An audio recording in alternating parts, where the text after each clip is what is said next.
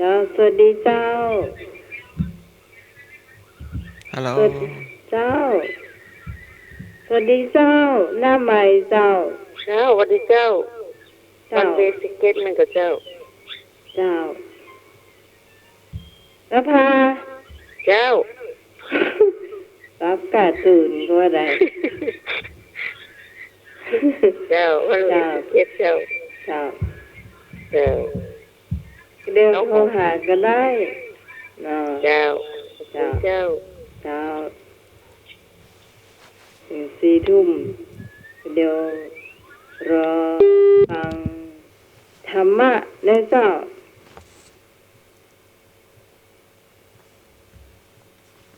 ประชาสัมพันธ์เนาะที่เกตนั่นแหละประชาสัมพันธ์เนาะชื่อมัน เจ้าประชาสัมพันธ์แป๊บนึงเนาะเจ้าแม่นฮะคณะสงฆ์อำเภอเมืองเชียงใหม่นำโดยพระราชมุนีเจ้าคณะอำเภอเมืองเชียงใหม่นายอำเภอกำนันผู้ใหญ่บ้านภาครัฐภาคเอกชนประชาชนจังหวัดเชียงใหม่มอบน้ำใจโครงการมอบทานมอบธรรมปันน้ำใจสู้โควิด -19 มอบถุงยังชีพครั้งที่ 1 ในวันอาทิตย์ที่ 3 พฤษภาคม 2563 เวลา 9:30 นาทีณ วัดสวนดอกพระอารามหลวง ตำบลสุเทพ อำเภอเมือง จังหวัดเชียงใหม่ ตลอดถึงเจ้าคณะอำเภอเมืองเชียงใหม่ พระราชมุนีรองและรองเจ้าคณะอำเภอเมืองเชียงใหม่พระภาวนาธรรมาภิรัตน์วิรองเจ้าคณะอำเภอเมืองเชียงใหม่ฝ่ายเผยแผ่วัดลำเปิงตะโปหารามพระครูวิทิตศาสนาธรรองเจ้าคณะอำเภอเมืองเชียงใหม่ฝ่ายงานสาธารณูปการและงานสงเคราะห์วัดพระสิงห์วรมหาวิหารพระครูโคสิทธิ์ปริยัติยาภรณ์เจ้าคณะตำบลสุเทพเขต 1วัดประแดงมหาวิหารพระครูฮีระสุตพจน์ด็อกเตอร์รักษาการเจ้าคณะตำบลสุเทพเขต 2วัดผาราชพระครูประภาสปริยัติวิมลเจ้าคณะตำบลสันผีเสื้อวัดปากคอยใต้พระครูอาภัทรรัตนธาดาเจ้าคณะตำบลแม่เฮียวัดต้นปิ่นพระครูธีรธรรมพระคุณรองเจ้าคณะตำบลป่าแดดวัดป่าพร้าวนอกพระประหลัดจตุพรวชิรยาโนเลขานุการเจ้าคณะอำเภอเมืองเชียงใหม่เป็นพระอาจารย์ด็อกเตอร์และคณะทีมกองงานเลขานุการทุกรูปส่วนฝ่ายบ้านเมืองมีนายสุวรรณเกตดำพัฒนาการอำเภอเมืองปฏิบัติหน้าที่แทนนาย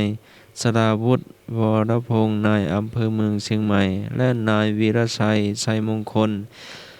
กำนันตำบลป่าแดดนายกสมาคมกำนันผู้ใหญ่บ้านพร้อมทีมงานฝ่ายปกครองหลังจากที่พระราชมุนีเจ้าคณะอำเภอเมืองได้กล่าวถึงความเป็นมาของโครงการมอบทานมอบธรรมปันน้ำใจสู้โควิด -19 มีวัตถุประสงค์ให้ความช่วยเหลือแก่พี่น้องประชาชนที่มีผลกระทบจากเชื้อไวรัสโควิด -19 คณะสงฆ์อำเภอเมือง18ตำบล135วัดร่วมแรงร่วมใจกับพี่น้องประชาชนให้ได้ความช่วยเหลือมีการบริจาคปัจจัยและสิ่งของเช่นข้าวสารอาหารแห้งของที่จำเป็นรวบรวมเป็นถุงยังชีพ370ชุดมอบให้พี่น้องจาก37ชุมชนในเขตเทศบาลนครเชียงใหม่เป็นชุดแรกขอให้พี่น้องทุกท่านอดทนและสาสติปัญญาถึงความลำบากขอให้จิตใจมั่นคงมีความเมตตาเอื้อเฟื้อกันและฝ่าวิกฤตไปด้วยกันคณะสงฆ์เป็นห่วงญาติโยมก็เป็นห่วงพระภิกษุสามเณรโครงการของเราก็จะต้องให้ความช่วยเหลือต่อไปหลังจากนั้นได้มอบถุงยางชีพน้ำดื่มข้าวกล่องหน้ากากอนามัยซึ่งมีผู้มีจิตศรัทธานำเข้าร่วมกิจกรรมครั้งนี้ด้วยความอนุโมทนาในวันพรุ่งนี้วันที่ 4 พฤษภาคม 2563 เวลา 09:30 นาทีมีการเจ้า มีการมอบถุงยางชีพ300ชุดแก่พี่น้องจากชุมชน30ชุมชนเป็นครั้งที่2ณสนามหญ้าอาคารพระธรรมสิทธาจารย์โรงเรียนธรรมราชศึกษาวัดพระสิงห์วรมหาวิหารจังหวัดเชียงใหม่เนาะพระอาจารย์เลขาปลัดพิเศษเลขารองเจ้าคณะอำเภอเมืองเชียงใหม่หลวงพ่อเจ้าคุณภาวนาวิรัตวิเนาะ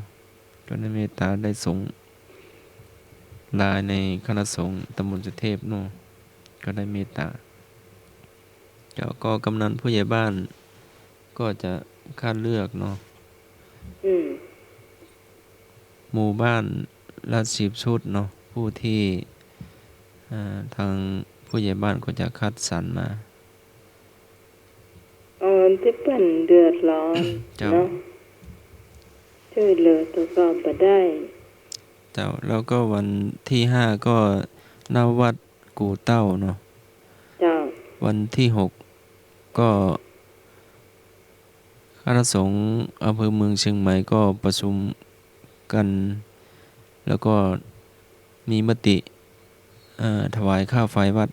ทุกวัดแล้วก็ สำนักสงฆ์เนาะ130กว่าวัด อืม ในตัวเมืองเชียงใหม่เนาะมอบ จ้ะ ในวันที่6แล้วก็เจ้าคณะตำบลเลขาเจ้าคณะตำบลมารับมอบที่วัดสวนดอกพระรามหลวง แล้วก็ไปมอบให้เจ้าอาวาสวัดในเขตปกครองทั่วเมืองเชียงใหม่เนาะ อืม เจ้า เจ้าหมดหรือยัง เจ้า เจ้าวันท่านสมัครหมดนี่ปีขอราชาสัมพันธ์น้อยหนึ่งขอพระเจ้าอย่างนั้นนะเจ้า คุณผู้ฟังที่มีวันคล้ายวันเกิด หรือว่าวันที่จะมาทำบุญก็ขอเชิญมาที่วัดฝาหินก็แล้วกันนะเจ้า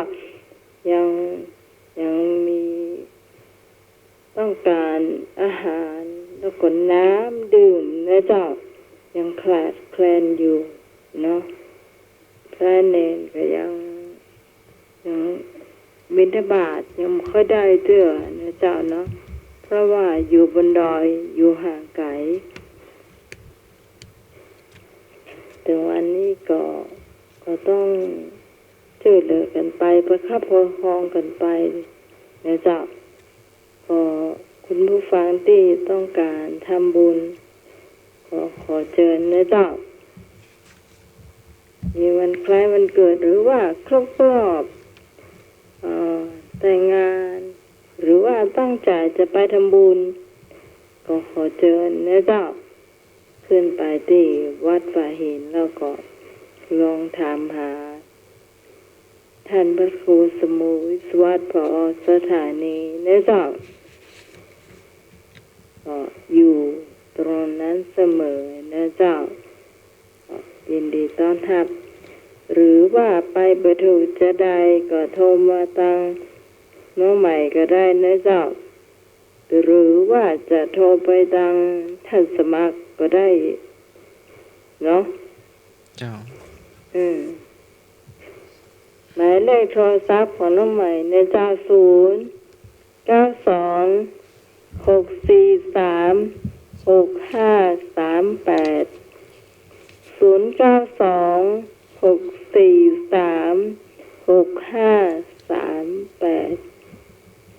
ท่านสมัครเจ้า0821928360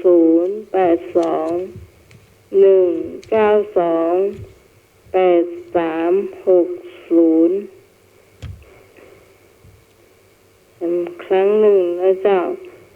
0821928360นะเจ้า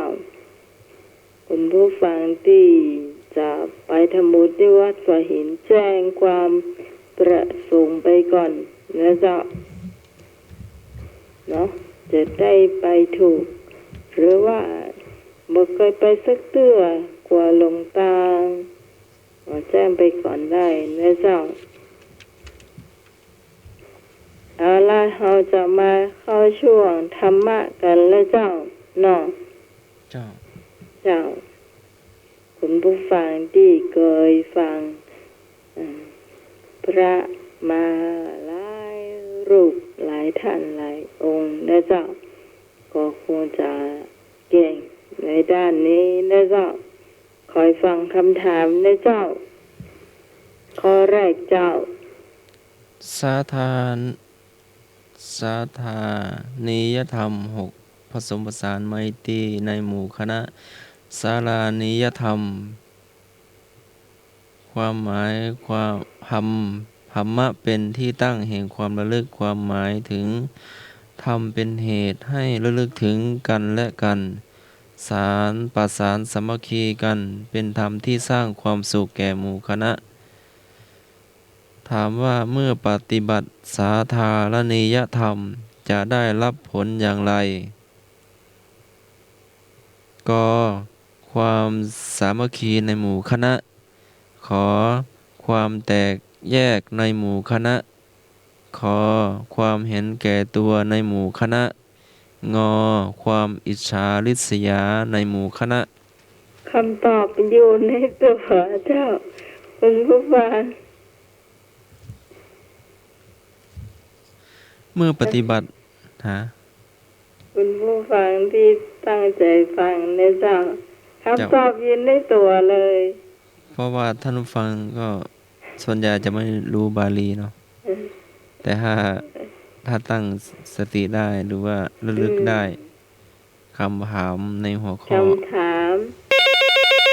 มาแล้วเจ้า สวัสดีครับ จอยนึก ผมบาลีมากันนะครับเอานะครับ เอาข้อไก่นะครับ กอไก่ ครับ เจ้า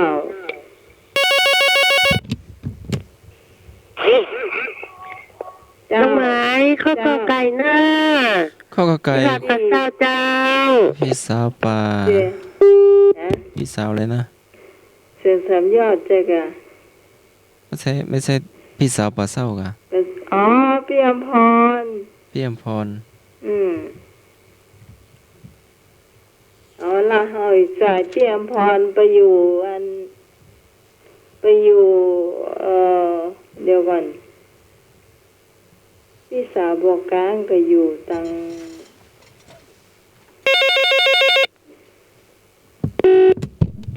ครับผม เจ้า กอไก่ของครับ ก็ไก่กุ้งงู ครับ เจ้าพี่อมพรอยู่ทีม3ก็แล้วกันนะเจ้าพี่สาวบอกกลางเพิ่นอยู่พี่นกเนาะพี่นกเพิ่นอยู่ทีม1มันก็ จะให้พี่สาวตะกี้ชื่ออย่าง พี่อมพรเจ้า อยู่ในพิมพ์ ปลาเศร้าเนาะปลาเศร้าทีม3ทีมที่3พี่แม่บุญ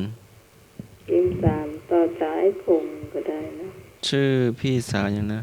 พี่สาวอมพร เจ้า ปลาเศร้า บ้านป่าเศร้า ปลาเศร้าละปูนยินดีนะเจ้าส่วนพี่นกบ้านต้นดู ชื่อนกบ้านต้นดูจะอยู่สายไหน อุ่นทีม1บนเจ้าอยู่ทีม1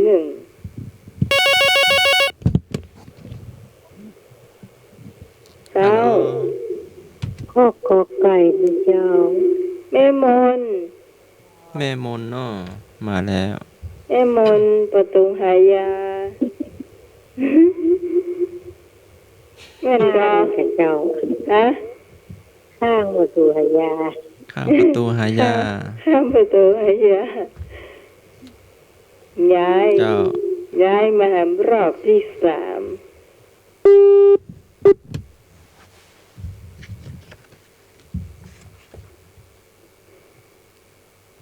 เข้ามาได้เลยเจ้า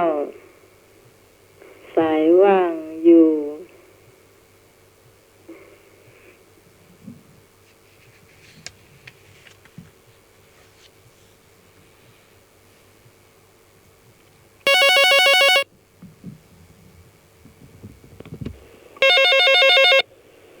เจ้าไหม เจ้า ข้อกอไก่ก็ว่าตัวก็ไม่เจ้า เจ้าแม่บู เช้าปีใหม่ เจ้าน้อง ก ต้ อน ไก่ ฝ้าย เจ้า เจ้า ก็ไก่น้อน้องต้นฝ้ายความ เช้าสวัสดีเจ้า สามัคคีในหมู่คณะเนาะ น้องต้นฝ้ายทีมสอง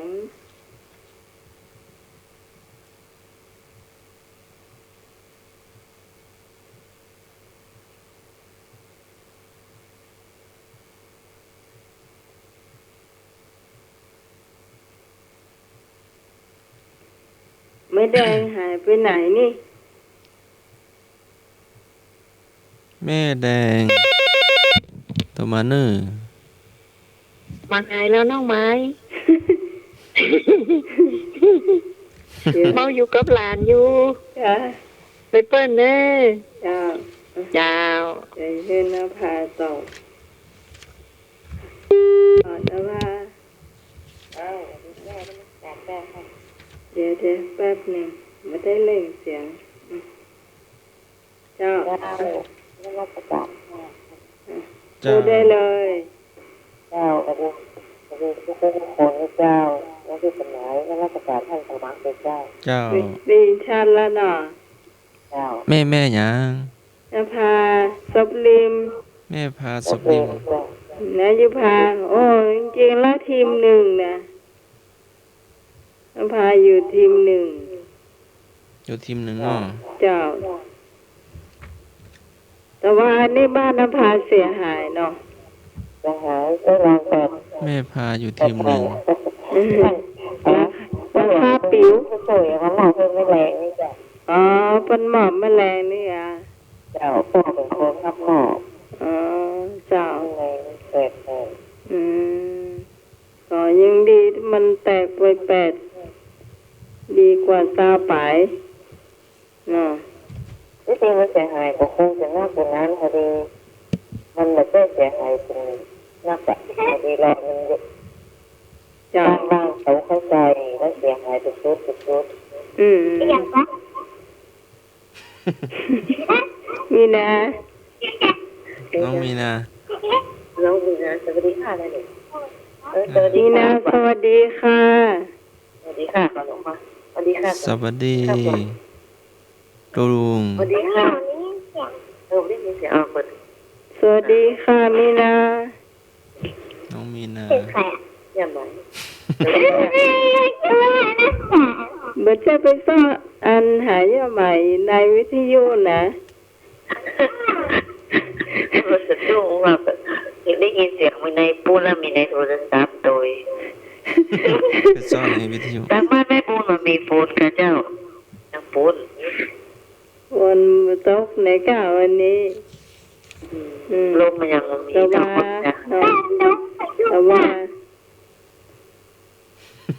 ไม่ต้องเลี่ยมนะเนาะ น้องมีนาดูเป็นคนอยู่บ้านป้า ดูแลบ้านแล้วอยู่เหมือนพอบ้านให้ดีเสียบ้านพังหมดอ่ะเจ้า จะหายหน้าขนาดเจ้าพอดีมีตะกี้ขึ้นไปแอวบ้านเปลี่ยนที่บ้านตรงแก้วหลังวัดดวงดีหลังวัดดวงดีต้นไม้ใหญ่สมัยโบราณโค่นเขาใส่ต้นเก่งหลังคาบ้านเสียหายหน้าขนาด จ้า เจ้า โอ้จ้า ลงมันมาเป็นคุณบอกว่าลงมันมาเป็น มันก็มาเป็นช่องเนาะเหมือนบ้านนูดอ่ะบ้านนูดลำไยสีชมพูมีต้นเดียว เจ้า เรียบร้อยเรียบร้อยไม่ได้กินละปีนี้จ้าโอเค เจ้า เดี๋ยวไปตอบใหม่เนาะ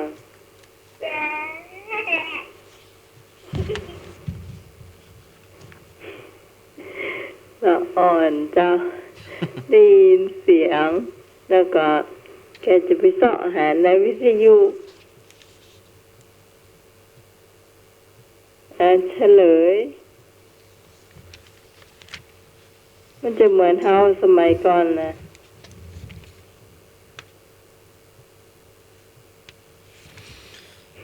เมื่อปฏิบัติสาธารณียธรรมจะได้รับผลอย่างไร สาธารณียธรรม หมายถึงทำเป็นเหตุ ให้ระลึกถึงกัน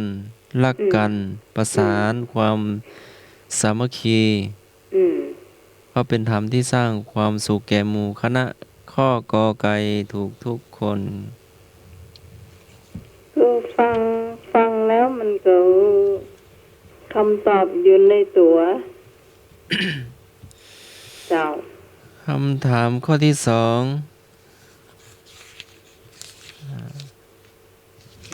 ถามว่ายอมลำบากวันนี้เพื่ออนาคตที่ดีในวันหน้า จัดว่าย อมลำบากวันนี้ เจ้า เพื่ออนาคตในวันหน้า เพื่ออนาคตที่ดีในวันหน้า จัดว่ามีธรรมะข้อใด ก็สัจจะขอธรรมะขอขันติ งอจาคะ ถ้าเผยแปลบาลีได้มันต้องบาลีนะเจ้ามีอยู่ข้อหนึ่งเนี่ยได้เลยเนี่ย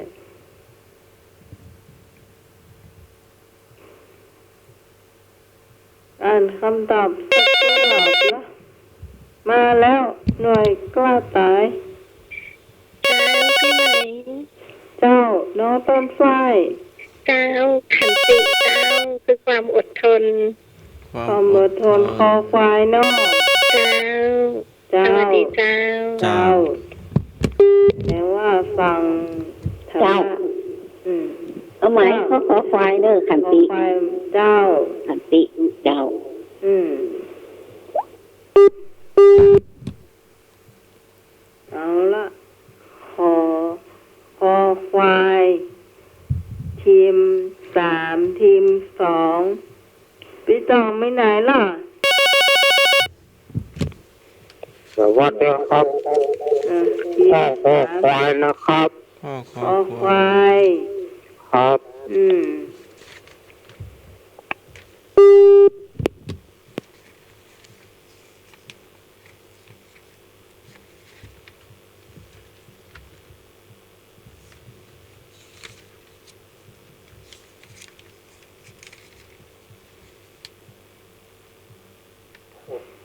ข้อไหน ข้อไหนดี ตัวข้อขอควายเจ้า ข้อควายเหมือนกันเนาะเจ้า เจ้า ในภาษาลิมเจ้า เจ้าสวัสดีเจ้า เจ้า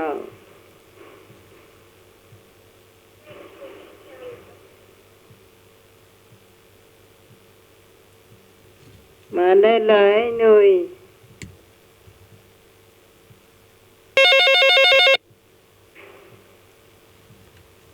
พี่สาวตังปาดเศร้าเจ้า ครับผม เจ้าไอ้หนุ่ย ครับพ่อควายครับผม ออควาย ครับ เจ้า เจ้า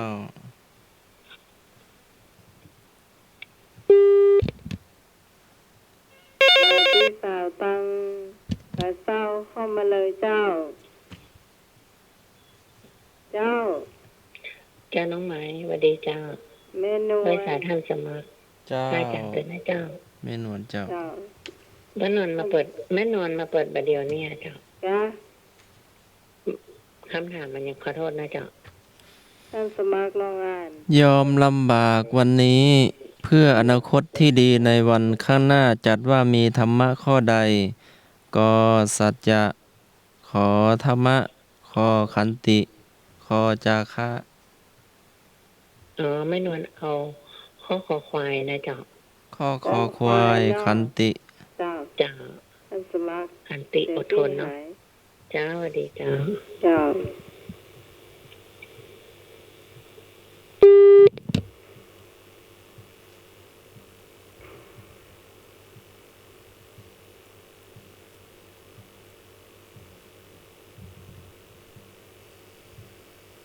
คุณผู้ฟังท่านไหนจะตอบต่อไปเจอเลยเจ้า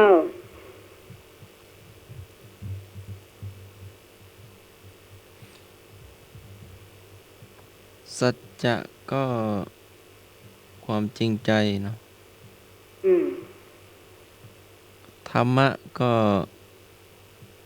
การควบคุมตนข่มใจฝึกตนการทรมานข้อควายขันติความอดทนอดกลั้นจาคะความเสียสละนะ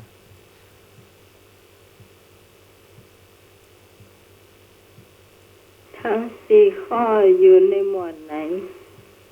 เอาลืมไปดูข้อผิดกอไก่สัจจะขอไข่ธรรมะคอควายขันติงองูจาคะ อืม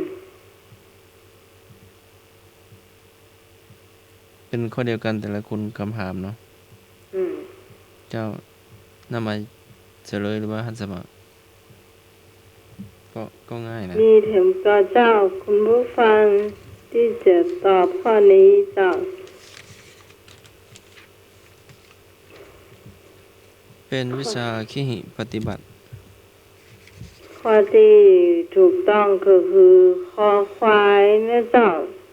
ถูกต้องขันติ ต่อไป อยู่ เป็ ใน นฮะ สามสี่ข้อเนี่ยก็คือ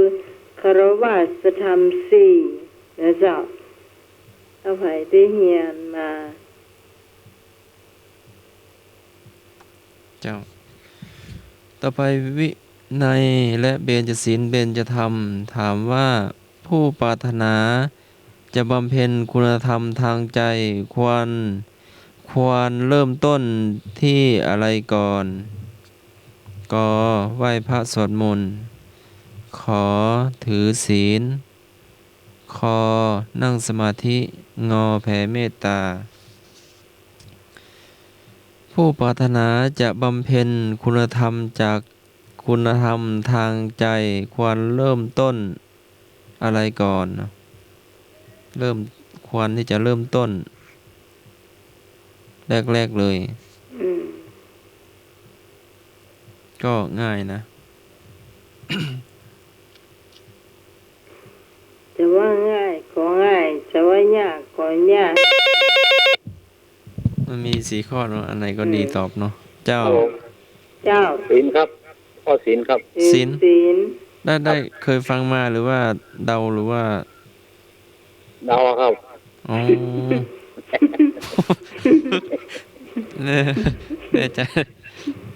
อ๋อได้เจ้า ศีลคือกฎ เจ้าเอา ครับผม เจ้าศีลเนาะถือศีล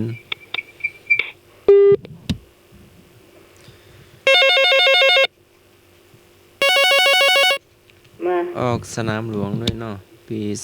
2551เจริญพร จ้าน้องไหม จะไม่นอน ไม่นอนเอาขอไก่เหมือนเดิมนะจ๊ะ ขอไข่ ไก่ฮะ ศีลนะเจ้า เอาข้อศีลเนาะ จ้า รักษาศีลเนาะเจ้า เจ้า น้องไหม เจ้า ข้อศีลนั่นน่ะเจ้า พี่ พี่สาวยังนะ พี่คอนปัสเซาเนอร์ พรป่าเศร้า เจ้า เสียงกระซ้ำมาคล้ายเราเสีย รับสายที่มาก่อนเนอะ0532266058 058เจ้าพายุ058 สวัสดีเจ้า เจ้า ขอตอบข้อที่ว่าเขาทำสมาธิก่อนนะเจ้า ทำสมาธิก่อน พี่นกก่อน พี่สาวต้นดูนะเจ้า พี่นกเจ้า เจ้าพี่นกเนาะขอตักเป็นชื่อก็แล้วกันนะเจ้า เจริญพร เห็นสายหนึ่งเนาะ เจ้า น้อง สว ต้ ดม น นต์ ฝ้า เจ้า ยน้องต้นฝ้ายตอบข้อไหน สวดมนต์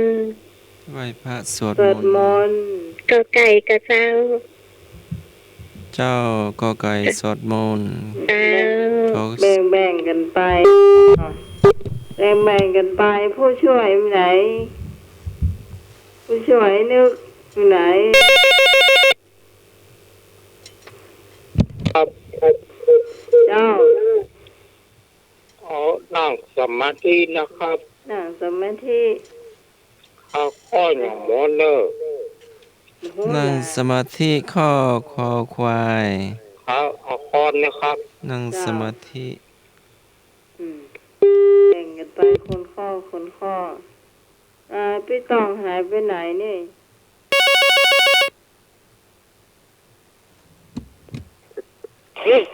เจ้า น้องไว้ เจ้า ข้อสี่นั่นแหละเจ้า พี่คอนปลาเศร้าหน้า พี่พรปลาเศร้าเจ้าข้องงองูเจ้า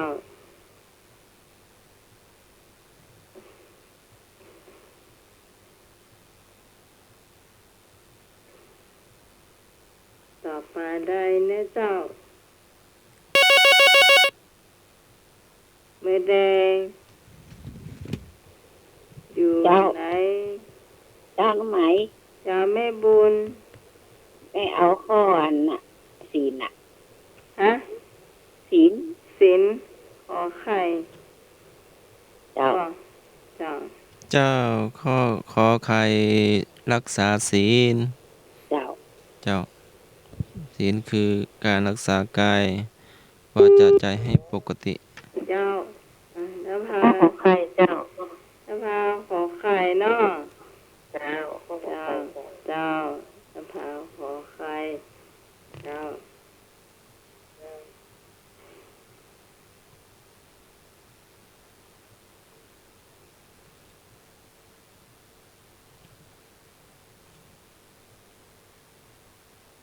มีแถมก็คุณผู้ฟัง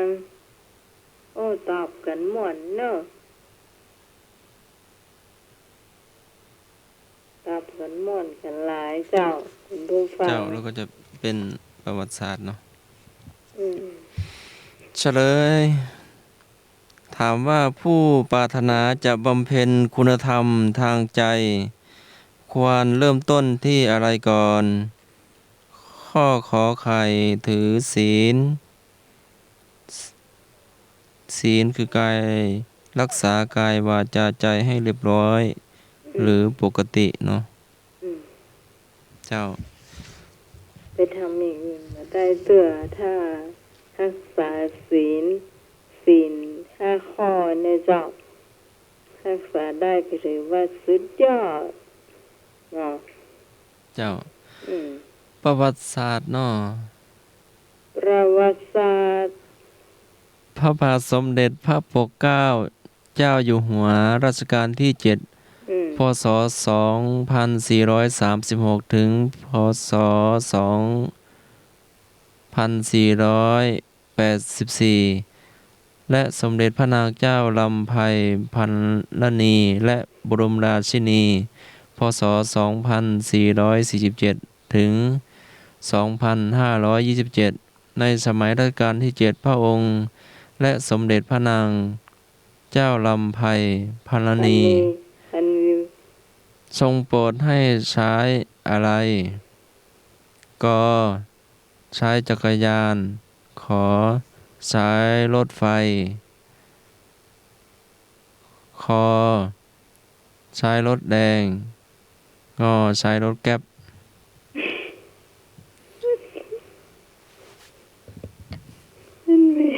ฮะ มีดิ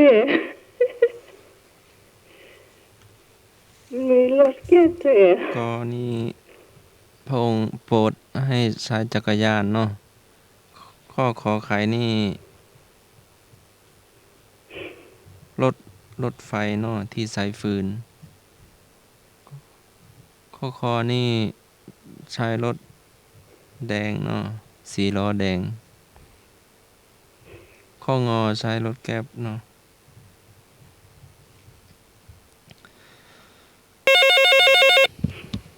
เจ้า สวัสดีครับ พระองค์ทรง ร โปร ถ ด แทบท่าจะมามีเตี้ย ให้นึกเอาไปเลยรถแก๊ป รถแก๊ปถึงวัดฝาหินเบยนะ หรือว่า เอารถไฟนะครับเอารถไฟใจหลวงนะครับ เราใช้หลัวใช้ฟืนเนาะ ครับ เจ้า อ้ายนึก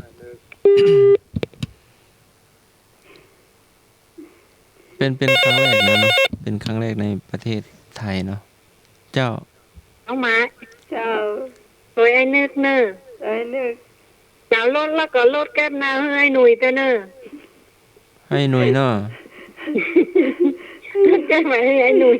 ไว้ไปส่งเข้าวัดป่าหิน ส่งข้าวมาใส่หินถึงวัน เออถวายข้าวถวาย ก็ น้ ได้จะฟ้าฟ้าให้อยู่เนอะ ำถวายภัตตาหารเนาะ เจ้า เจริญพร น้อยไปหน่อยนะ น้องไม้ เจ้า เขาขอขายรถไฟหน้า เจ้า ที่คอนปัสเซาเจ้า ที่ผ่านไปเศร้าโอ้รายงานตัวเป็นนี่ดีเจ้า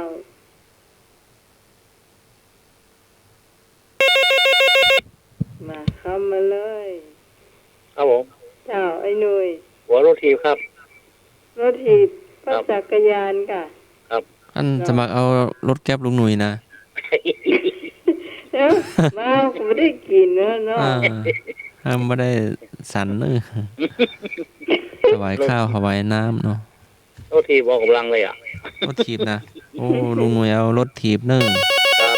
เจ้าได้แหละสายต่อมา ครับผม เจ้า เอารถทีบครับ ไอ้หนุ่มเปรี้ยวเอารถถีบเนาะ ครับไหว้สาพระอาจารย์แล้วก็อนุมัสการพระอาจารย์สมัครเลยนะครับ เจ้า แล้วก็วันนี้ปีใหม่แล้วก็ท่านผู้ฟังเลยนะครับ เจ้า สวัสดีครับ เจ้าแถมหนึ่งสาย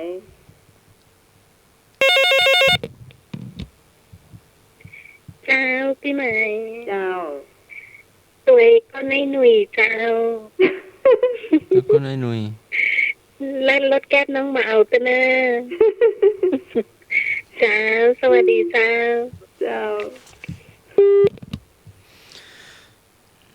ไปไหนก็เห็นมีการถแก๊ปนะเดี๋ยวไปรอในตลาดเดี๋ยวดู GPS เอ้ยนึกเจ้า ไอ้นึก สั่งข้าวสั่งน้ำสั่ง ถึงตัวให้หน่อยเนาะ เอาไว้เลยครับ ไปส่งวัด ไปถึงวันน่ะเดือนเลย จะได้อะไรได้บุญเยอะๆเอามาฝากมาให้เลย เจ้า เจ้ามีสายมาเนอร์ เจ้าสวัสดีเจ้า เจ้าไหม เจ้า เอาถึงก็จังมาถึงก็จังน่ะ รถไฟ เออ อืม เจ้า เอารถไฟถึงก็จ้างบ่ถึงก็จ้าง เจ้า อืม แต่รถไฟเขาเห็นมาขายเนาะ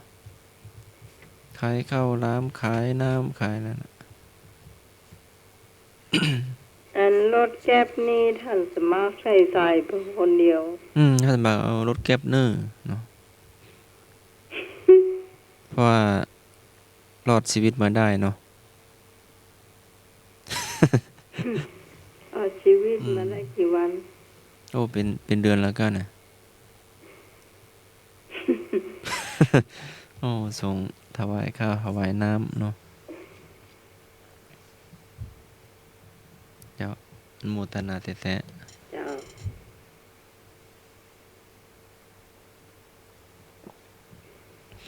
ได้เวลาพอสมควร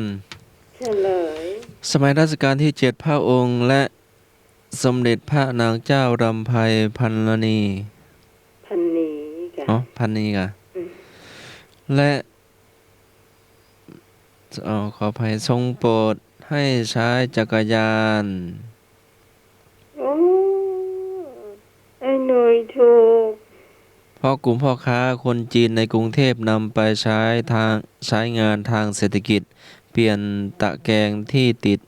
ท้ายจักรยานเป็นเหล็กแบนสามารถบรรทุกของหนักเช่นข้าวสาร 1-2 กระสอบ ส่งถึงบ้านลูกค้า อืมน้องต้นฝ้าย เป็น โดยมา เจ้า ถูก อืม โอ้เจ้า ช่วงต่อไปเป็นช่วงกรรมเก่าค่ะ จำมาเก่าเนอะ เจ้า จำมาเก่านี่สามารถเอามาคนละกรรมได้เนอะ เจ้า ช่วงแรก ทักทายให้หนุฟังทายเพลง เจ้า ครับผม เจ้า ครับมาเกาครับ อืม ที่หินโบเนียนที่บนหลังคา กินบนเรือนขี้บนหลังคา ครับ แมว หินโบเนียนที่บนหลังคา ไม่ได้สำนึกว่าได้อยู่ได้ทานข้าว ได้ทานน้ สำนึกข้าวแดงแกงร้อนอ๋อ ครับ อืม นี่คนมันมีศีล คนมีศีลมีธรรม ำเขาลืมไปเลยหรือว่าเขาไม่ได้คิดหรือว่ายังคิดไม่ออก คน อ๋อ มันมีศีลห้า เป็นคน ครับ ที่ลืมคิดถึงคุณบุญคุณของคนอื่น ที่ได้อยู่ตั้งแต่วันนั้นถึงวันนี้ เจ้า ครับ อ๋อ พอได้ดิบได้ดีอืมหายไปเลยอ่ะ เป็นไร เนาะ ก็ หินโบ ควา เนีย ม น กตัญญูกตวิธี บนหลั เป็ ง น คา เครื่องหมายของคนดีเนาะ อืม ครับ ก็สำคัญนะเป็นเครื่องหมายเลยเนาะ ครับ เครื่องหมายของคนดี คนดี เป็นผู้ฟังท่านไหนมีกรรมเก่านะเจ้าห เอา รือ กรรม ว่าพี่สาวต้นดูนนะเจ้าพี่สาวพี่พรนะเจ้าปลาเศร้ามาโตเข้ามาได้นะเจ้า แม่ห้วยลานแม่บัวเขียวแม่แดง ขอบคุณลุงหน่อย เจ้าเอ้ยหนุ่ยไปค่ะ เออ ได้ตะเกีย ไอ้หนุ่ยฟังไปเนี่ย อืม อยู่ตัวกันเนอะ อืมหนุ่ยมาใหม่ เจ้า ครับผม เจ้าร ถถีบพี่เมียงมาละ เออเจ้า เจ้า ครับ เอาของแม่ท้องนอก ครับ เจ้า ย่ำมีกินติ๊กติ๊กอ่ะย่ำมีรักษายิบยิบอ่ะ เสียงพี่หายเนี่ย แม่งพิงอ่ะ ไอ้หนุ่ยเบาวิ ลุง ท หน่อย ยุ เบา หน่อย วิทยุเนอะ พี่อยู่ไอ้หนุ่ย อืมเบาวิทยุเสียงมันดีเลย เจ้า อืม พี่ล่ะ สาลีนะ ครับผม เอาหรอครับ อ้าวแต่ละเรื่องของแม่พ่อง ยามมีกินกันยุบ เจ้า ถ้ามันมีข้าวสารนิด อืม ๆครับ มันมีอะไรอ่ะ โอ้แบบนี้มันหนึ่ง อ๋อ พอนะมอยเนอะ เงินนั่นเงินเดือนออกใหม่น่ะกันเนาะ ครับ อืม เก็บซื้อปลายเดือนมาก็มามี มี ละ กิน อืม อันนี้ นั่น เป็น พอเพิ่นรักษา ว่า นิด บ่ นิ ฮู้ ดนี่ จั นะ กแบ่งกินเนาะบ่ฮู้จักคำว่าแบ่งกินแบ่งใจ เจ้า มีอะไรกินหมด เจ้า มีกินหมดหรอ สิวางแผนหรอ นั่นแหละเออมาเก็บไว้ทางคาดหน้าพวกเนาะ ครับ อืมมีอะไรก็กินให้หมด กินป่อกินที่ติ๊กโอ้ว่างไหมนี่หรอ โอ้ยซ้ำมาหันมา ฮะ สอนแล้วซ้ำสอนว่ากินเมื่อใจย่างกินเมื่อดังสาบว่า ได้ค่ะอันนี้มาถึงมีพูดก่อน มีอายุก่อน เออ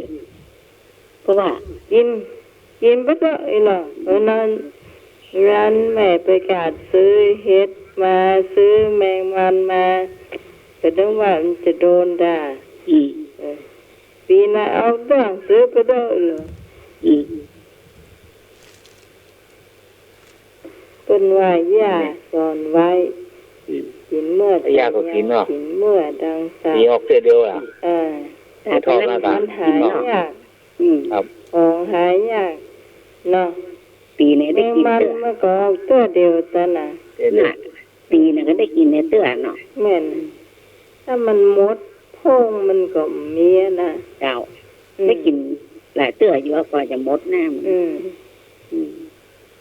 ก็มันมีเงินนี่ภาษายีบเนาะ แต่อยู่นี้ว่านั่งพอเพื่อกินนี่ค่ะอืมได้ ก็ กิน หาเงินมาเข้ามาได้กว่าที่18ที่9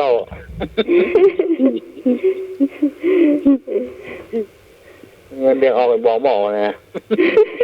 เงินออกหมอกมาเลยกว่าจะถึงที่เดือนเดี๋ยวหมอกข้อ ตามลงแน่เนาะ เออกินก่อนไส้รูนนะก้า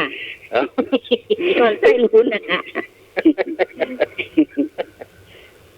มัน ก็บ่ไหว ตำกาดแล้วคำเหือเปะกันเนาะ อืม จ่ายสดงดเชื่อเบื่อทวงเนี่ย นั่นแต่บางคนไปกินแล้วมันก็บ่มือเปื่อนนะจ้ะ ครับนี่หรอ มี ใน จ้ะ ตัวจะดีอ่ะอ้าวเสียงดังเนี่ย ดุ อ้าว นี่แต่เนาะ ครับเสียงดัง แต่ง มั นั้น น รู้ เลย แน่ นะ ก็ค่อยเอาคือกันเนาะ เจ้า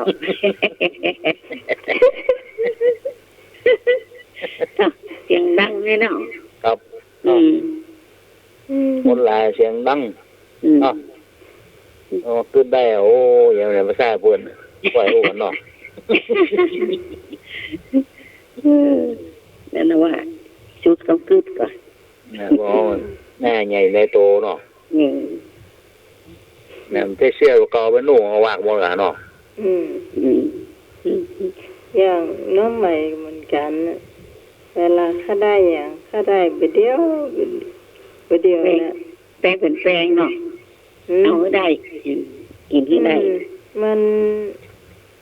ไม่ใช่อย่างของเขามีอยู่แล้วอย่าได้อยู่ อืม ยังพยายามจะเอาอยู่นะ ดีนะก็ยังมีไอ้หนุ่ยท่าไว้นะ อืม อืม อืมมันยังดีอยู่เนาะ เจ้า นี่มันรู้ว่าก็เอาไม่ค่ะ ใช่ยะคันสภาซึ่งแม่หาน่ะมีแต่2 เครื่องอะนะเนี่ยเอาอยู่ก็ได้เห็นไหม ดูก็ไม่ได้ยังไงฟังได้ลำหลวนถ้า2 เครื่องแล้วก็ฟังเครื่องเดียวนั่นน่ะ นี่ซักสูงกระตางอ่ะไม่บุญ ฮะ เอาซักสูงกระตางอ่ะไม่ได้ซักมือล่ะ เอา เอาไม่บุญภาพแต่ยิบ อืม ๆเอาผมไม่ตีท้ายครัวอ่ะ อืม ตีท้ายครัว ใช้ครัวกะ ไอ้หนุ่ยสามารถลด รับตามมากๆอ่ะ รักษามาก แสงไฟรถมันแยงตาหรือว่ามันจะได้แม่ ๆอย่าง เพราะ มาก เขาเปิ ว่า ดไฟ ได้ สู ก็ งเขาเปิดไฟสูงใส่แม่กันหรือว่าแม่หลบไฟไม่ทันเราหลับตายิบ คนละอย่างไม่ได้ขับรถหรอ เออ เงี้ยว่ารู้เรื่องได้แต่เจ้าน่ะว่าเวลา เขา กิน คิดว่าฟังแล้วหูเรื่อง ว่ารู้เรื่องเวลากิจการน่ะกินติ๊ก เวลาเขามีเงิน มีทอง มีเงินอ่ะ เขาก็ซื้ออย่างเดียว มันยังกินหมด แต่ว่าพอไม่มีเงินเราจะเอาอะไรไม่กิน ก็เลยได้แต่นั่ง ก็ซื้อ มง ซื้อหลายอย่าง เลยหมด ใช่ พอเงินหมดก็นั่งกระพริบตายิบ นั่งกระพริบตาพอเพื่อนอ่ะ ยิ้มกระพริบตาอยู่คนเดียวหรัวากระพริบตาให้หน้าใหม่ กระพริบตาอันเดียว อืม นั่งพี่ตาคนเดียวในห้องบอกอ่ะ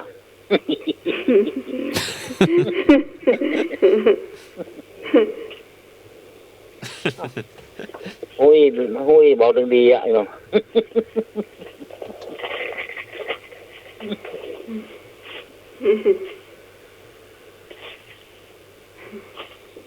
เจ้า ครับ เดี๋ยวน้ำพามีอย่างพ่อเนื้อกันเนอ อ่ะไปแถม ยึดตามน้ำพากันเนอ นะ ยึดตามน้ำพา ลุงหน่อยบางละ มือ ไปละค่ะ หรือว่าสมัคร หรือว่ารอหน้าผาก่อนเนาะ น้ำผาค่ะน้ำผาก็มีเหมือนกันเลยรับแล้วค่ะ หน้าผามาแล้วเนอะ มาละ เจ้า รักษาวิธีตะกี้มาจะเอาตัวให้หน่อยอ่ะ ให้หน่อยไปแล้ว ข้อหอยหน่อยอ่ะที่มันลงไปราคา แม่บอกวิทยุเนอะกองจังเลย ลดเสียง เออ ต้องเบาวิทยุอ่ะ แม่พาเบาวิทยุเนอะ ตัวให้หน่อยอ่ะ อืม อยากติดต่อการสกัดไปหน่อยออกแล้วจ้ะ หน่อยเอามาใหม่ก็ได้อ่ะ ทำไมป้าหายเลยตะกี้ข้องใจนะเคสนี้เจอ2เคสแล้วเนี่ย ครับครับผมครับ อย่า สวัสดีครับยายครับ หายเลยตะกี้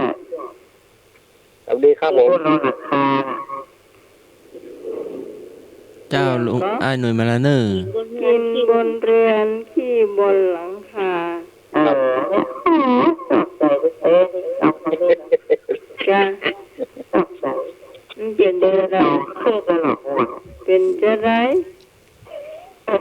มันซึ้งใจขนาดนี้คนนี้นะรักอู้เลยนะเลยเนาะ ครับ เรื่องกระจกจำเมืองของเขาทุกแปรนี่ อ่า ไอ้หน่อยยิ่งบักเก่าล่ะ อันนี้นี่เก่ง ตามเช้าก็เลิศละ สามสาวเพลิด ตามตามเขาเลย อืม เดี๋ยวมันจะไปตามลูกมือของเขาเลยเสร็จจ้ะ สามสาวเพลิดหมายถึงอายุ อายุประเตเตื้อ สามสาวอันพี่สาวพี่พายนี่สามสาวไปได้ สามสาวได้สัก2 เดือนนะกัน อันนั้นเต็ม3 คราวละ แม่น ถ้าพอเลิศนี่มันเต็มเตื้อถ้าเล็กหน่อย นี่มันคือเวลาตามตาเขาเลยนะพูดเอาแบบตามตีก็คือ นี่มันกำเหรอำมาเก่าอ่ะ อะไร ตีท้ายครัว อันนั้นจะทำไม อันนี้ก็สุขใจเด้อตีท้ายครัว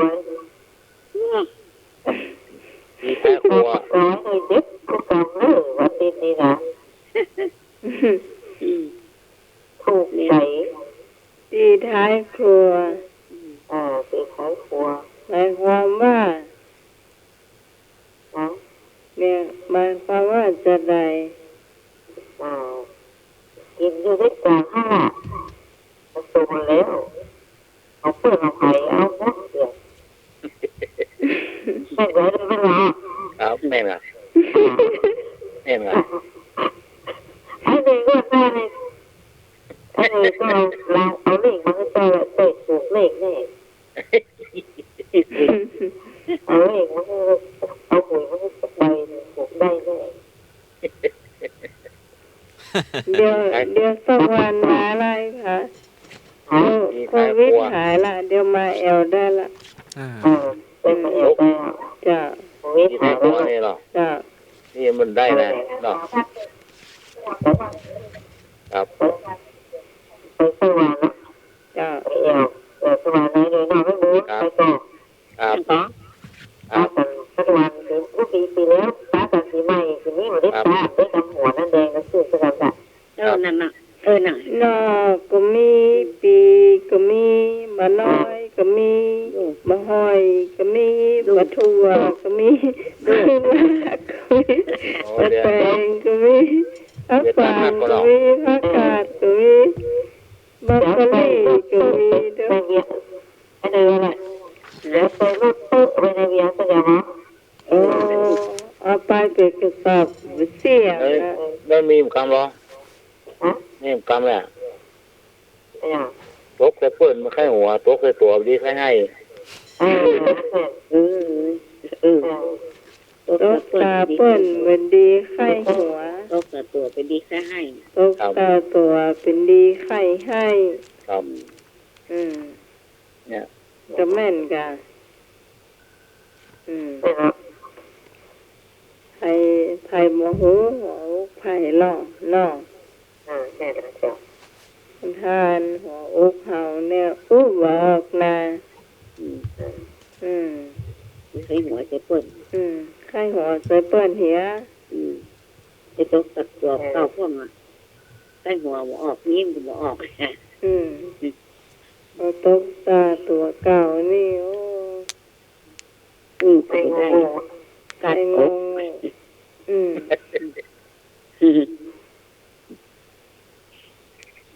ตกเพื่อนดีแค่หัวตกไปตัวนี่ก็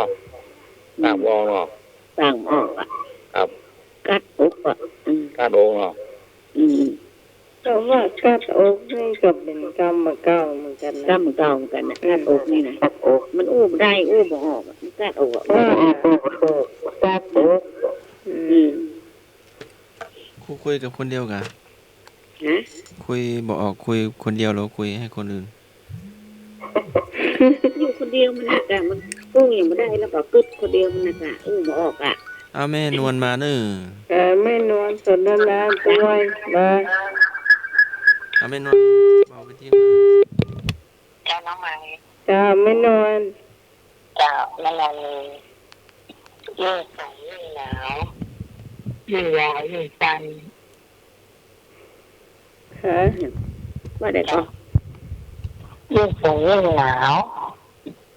ยิ่งยาวยิ่งสั้นยิ่งสูงยิ่งหนาวยิ่งยาวยิ่งสั้นหมายความว่าอย่างไรหมายความว่าเราจึงมีชื่อเสียงกิตติยศชื่อเสียงนี่แหละการทำงาน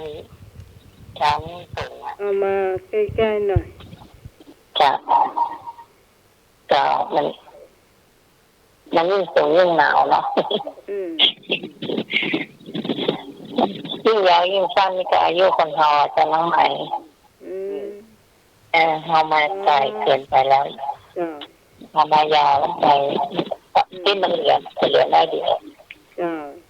เดี๋ยวสั้นได้เดียวจ้ะไม่แดงไหมอย่างเจ้าน้องใหม่ยังก็ไม่แดงไหมอย่างเจ้าแดงเข้ามาช่วงกรรมเก่ายังเจ้าวันนี้เป็นมาแล้วมันก็จังดีใจนะเจ้าไม่แดงต้นสองคนละเบอร์ของมันเป็นเพื่อนกันแล้วเนอะเป็นเพื่อนกันแล้วเนอะขอเบอร์แม่นวลโทรไลน์มาเนาะแม่แดงแล้วก็ขอเบอร์แม่นวลพี่กันนะเจ้าดีเจ้าน้องไม้เจ้าแม่นวลมาแล้วกะมาแล้วอยู่ในสายนี้เนอะแม่คุยกับสนทนาแม่นวลนี่ไหนมีอยู่ในสายเจ้าสวัสดีจ้าแม่แดงฮัลโหลไล่แม่แดงโทรมาเอาเสียงแม่แดงมาใกล้หน่อย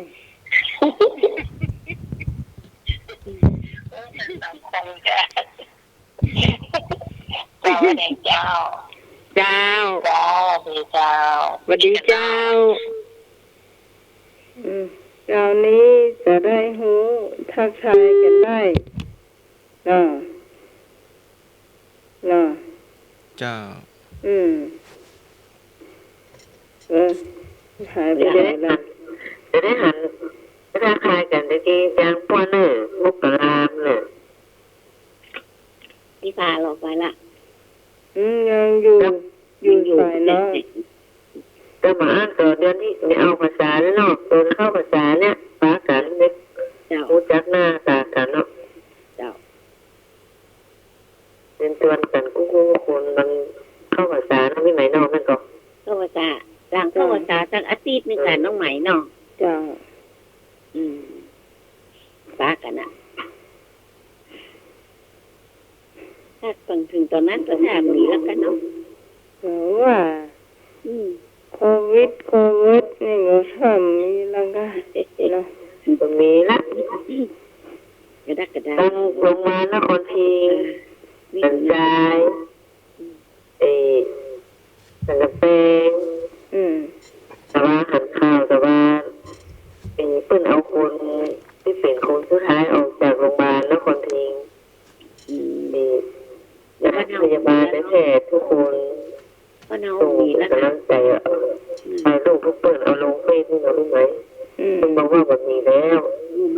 บ้านเฮามีละ มันมีละแต่ก็คือระวังตัวอยู่ ศัตรู ตัวคนแปลกหน้าแปลกตาจะเข้ามาบ้านเฮาอยู่ อืม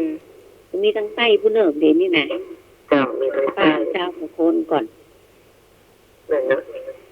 อากาศบ้านเฮาก็ซับปูนก็เข้ามา น่ะ ก็เรื่องระวังตัวกันโดย มันเป็นอย่าง การมันเย็น เจ้า มันให้มันมีนะผมหมดผมได้ไปไหน ห้างกายอย่างก็เปิดแล้วละห้างเสริมสวยก็เปิดละ เปิดวันนี้ เจ้าห้าง เจ้าบอ ขาก ย เปิดขาย ขายเหล้าขายเบียร์ก็ขายละเจ้าก็เปิดขายกันปอฮวันนี้ ก็เก่าก็เปิดเนาะ ร้านเสริมสวยร้านตัดผมประจานแต่ได้ยินข่าวว่าตังมาเวียงร้านเต็มขนาดที่เราออนมาอูเนี่ย ครับผม เจ้า เจ้า ไม่อย่างอ่ะ เจ้ามันเล่ามาอย่างอ้อเน่งเลยฮะ เราเกี่ยกันได้ เจ้ามันเล่า เจ้าตอนนี้4 ทุ่มอยู่เจ้า จะห้าทุ่มแล้ว จะ5 ทุ่ สี่ มแล้ว ทุ่มเดี๋ยว หลังจาก5 ทุ่ม เราเกี่ยอ่ะครับ อืม ก็เกี่ยก่อน เอามาแก้ไม้หน่อย เกี่ยสมัยก่อนเพิ่นพวกกางัวต่างเนาะ อืม ก่อนเมื่อที่มีโรงแรมแล้วเนาะ อืม นอนดำหาบดำหามที่พวกแปลงไว้ข้างต่างน่ะเนาะ อืม งัวต่างอ่ะ2 คนมาด้วยกันเราขายงัวที่บ้านได้มันจะมีรถอย่างนี้หรอก่อนนะนอนแกมไม้เลยค่ะนี่มันนอนด้วยกันนะกลับมานอนด้วยกันหรอนอนหามอ่ะต้นแปลงหามอ่ะนอนสักกำมันดึกหรอนอนในนั้นก้างเพื่อนมันก้างบอกกอกวาดหัวโป๊ก บอกว่าหนูเพื่อนมัน แม่วัดปุ๊บไอ้เอาปะหาก้างเนาะวัดหัว กลางยังวัดหัวถูกกลางวัดไปเลย แต่มันตั้งใจจะวัดนะครับนะหนู มันตั้งใจจะวัด ตั้ง ไง ใจวัดนะครับนะแต่วัดกล้า เรื่องของกลางไอ้เนาะ อันนี้มันวัดหัวเพื่อนไว้หรอ ก็ได้เอาเพื่อนมาแก้ โต๊ะของ แค้น คืนน่ะเพื่อนไม่เอาคืนน่ะ เออ ไว้ในใจหรอกบอกสลุ่มป้ารับอ่ะตานรับอ่ะนั่นมันใส่หรอก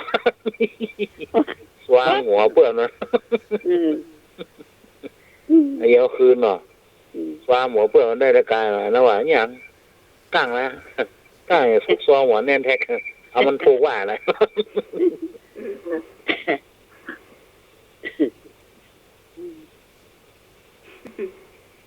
ครับเที่ย นั่นเดียวมาแถม จบละ ไม่นวลมาเล่าเชี่ยเหรอไม่นวลไปเล่าเชี่ยจัดเก่งเนอะ ถ้าสมัครก็ยาวดีอ่ะฟังนี่มันอ่านเรื่องจบแล้ว แล้วแมงเม่าออกฮะ โอ้เหมือนเมาออก ก็เอ็นดูแมงเม่าก็เลยเอาไม้กวาดอ่อนค่อยๆปัดกลัวไปเหยียบเอาแมงเม่า อืม บางที่ก็มีแมงมันออกนะ แมงมัน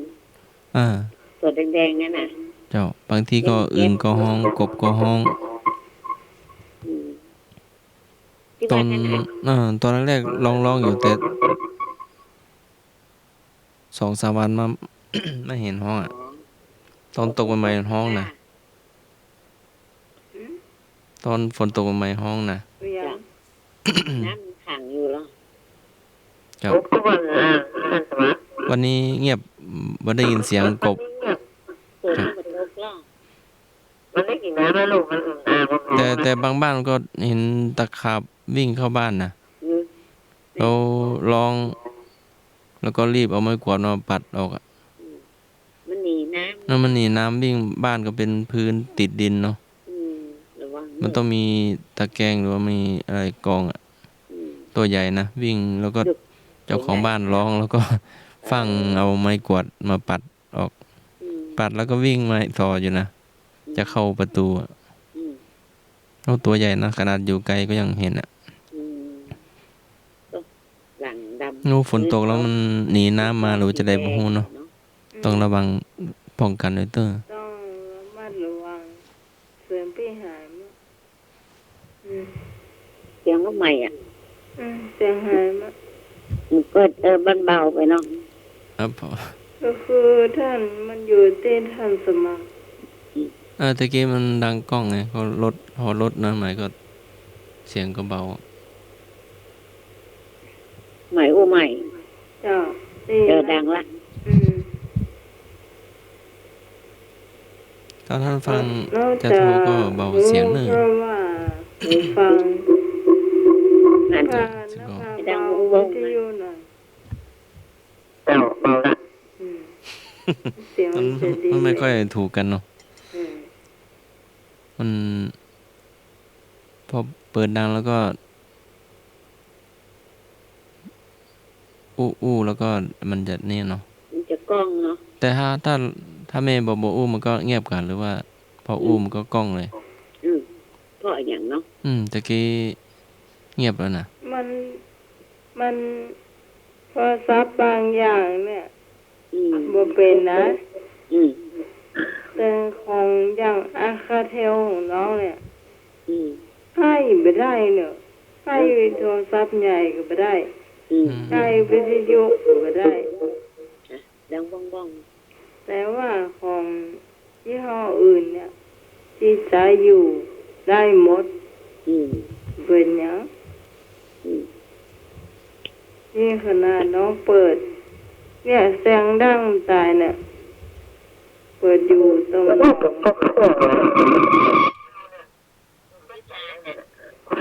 อาจจะไปต้าโทรศัพท์ ได้เลยจ้ะ แล้วพาต้องไปหาหูฟังมา หาหูฟังแล้วก็เวลา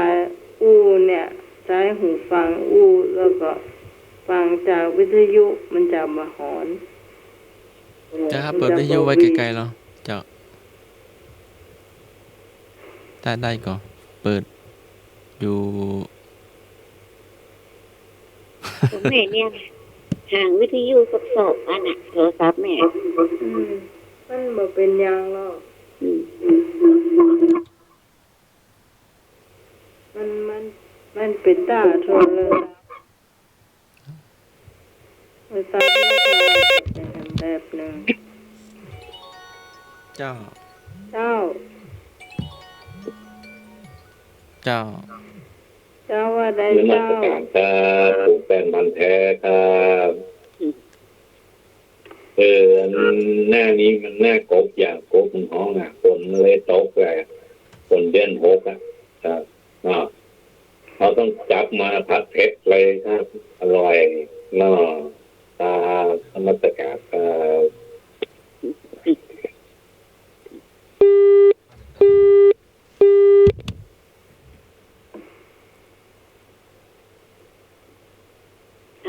เล่าต่อเล่าเกี่ย ให้หน่วยวางไปแล้วก็ หัดสมัคร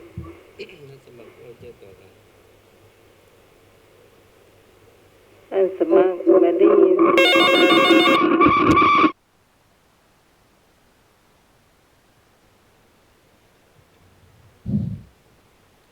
ครับ เจ้าให้หน่วย ครับผม เพื่อนมือใกล้กันหรอ แม่ โทรศัพท์ก็อยู่อ่ะ ใกล้กันอยู่ที่คนกลางเนี่ย เพื่อนห้ามใกล้กันเจียนะนี่เจียมีเรื่องแล้วหรอนี่ของตำรวจสระปีมาเอาเลยออกโทรทัศน์มัน2 วันเนี่ยแมงมันออกเมื่อคืนน่ะ 4 ทุ่มไปบอกว่าพี่หมดเวลาละเข้าบ้านเนี่ยหรอ4 ทุ่มละเข้าบ้านหมดเลยแมงมันนั่นก็กลัวเดียวผมจับกลัวเดียวเองว่ะ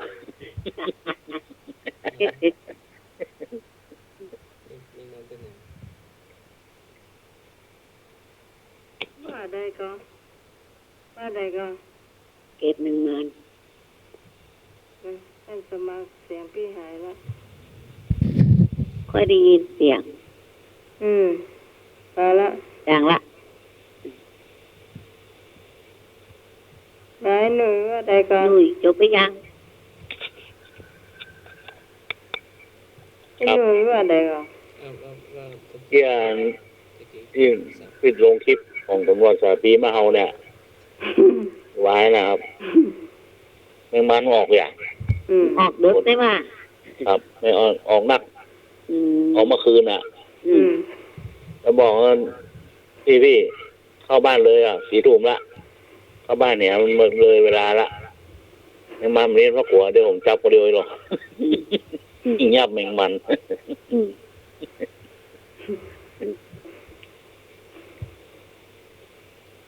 ืม จะจับแมงมัน ครับ มาจับคนเนาะ ไล่คน ช่วง บ้านเนี่ย ช่วงโคฟิวอ่ะ ครับ อืม หลายคนเข้าบ้าน โคฟิว เข้าบ้านก่อน ลดเวลา มาละฮะเดี๋ยวผมจับคนเดียวหรอกมันมาเข้าบ้านเกินเวลา นี่เก็บมาคนเดียวอ่ะ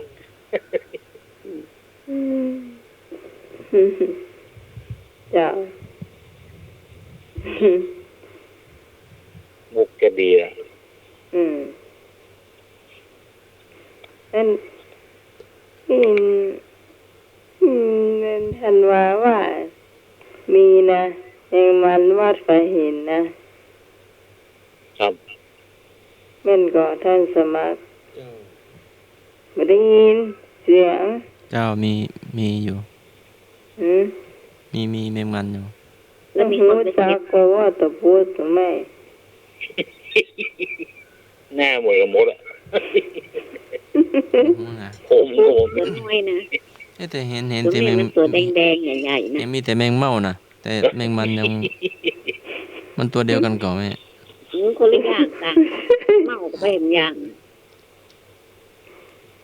เพื่อหันกันมา ขนาดแมงมันยังหูจักก็ตะพูดแต่แม่ อืม ไม่นวลปลาแดดโทรมาเนอะ เจ้า เมนวนมาสนทนาได้เจ้า แมงมันแมงเมา เมาก็ลำเนาะคั่ว เจ้าไม่นว บ้าน ล นี้ออกเลยเจ้า บ้านไม่นวลแมง จ้า มันออกเนาะ เมนวนบ้านออกอะ เจ้าแล้วก็หาปุ๋ยมันมาโอ้ตะกี้จะไม่แดงแต่มันดีมา จ้า มันถึงบินอากาศไปเนาะ เดี๋ยวเสียงไผ่ แม ดัง งมัน สะ ที่ ท้อ มัน น เสียงลุงหน่วย ใหญ่ใหญ่แบบต่อแล้วไม่เห็นมันเนาะ ตัวมันจะใหญ่ เจ้า แล้วก็อันนี้ก็เป็นท้องลูกคอละทีเนี่ยน้องไหม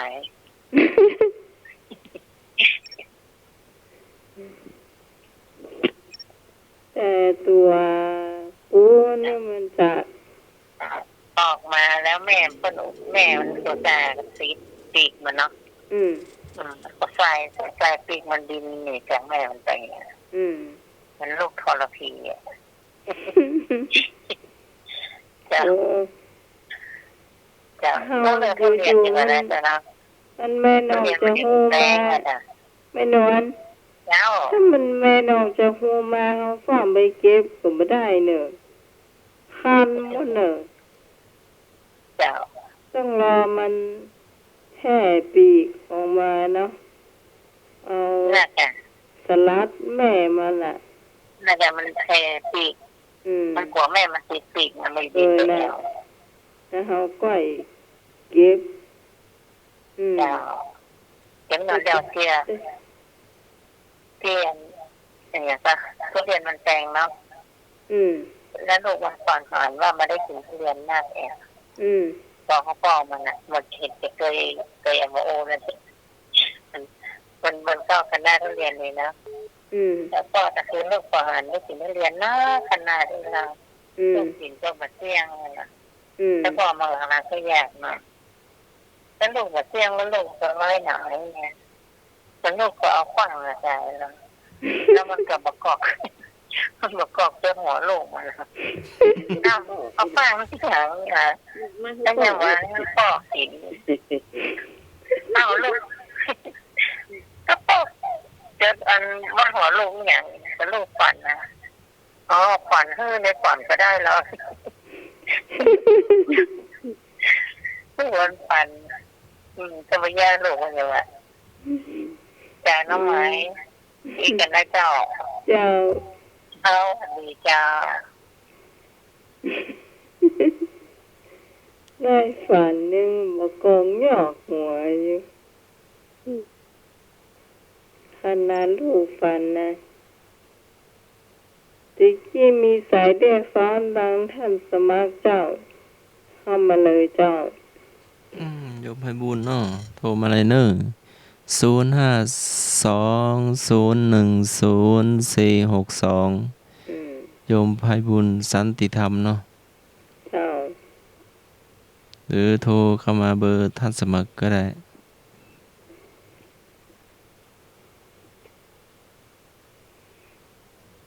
ดูเวลาหน่อยหนึ่งก่อน 5 ทุ่มกว่า ช่วงนี้เป็นทุ่มปลายแล้วเจ้าอันนี้พงยังมาเข้ามาเตือนนะ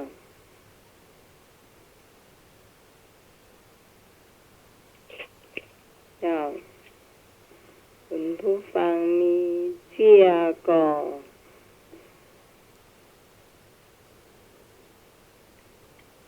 ใครมีเชียร์มาเล่าได้ในเจ้าวันนี้ท่านสมัครมีก่อน มีอีกอันเนาะ หืม มีอีกอันเนาะ แม่วางก่อนเนาะ เจ้า เจ้าไม่บุญ วางได้ก็สมัครวางแม่ตรงไหน เจ้าตัวลุงหนุ่มก็ชวนเนาะชวนขัดพญานาคเนาะชาวบ้านนั้นด่าคนหนุ่มเนาะคนหนุ่มศรัทธาไฟหินผู้ใหญ่บ้านแม่หลวงก็ชวนกันมาขัดพญานาคหาสีพญานาคว่าเปลี่ยนป้ายเนาะชวนกัน ช่วยกันหอมซื้อสีทำข้าวน้ำแล้วก็เป็นว่าจะทำป้ายใหม่เนาะเห็นว่าจะทำซุ้มตัวก็มีศรัทธาฝ่ายหินแล้วก็คนหนุ่มเนาะก็พี่นานด่าตัวเองเนาะก็ไปไม้ขัดพญานาคขัดบันไดนาคเจ้าก็ขออนุโมทนาเนาะ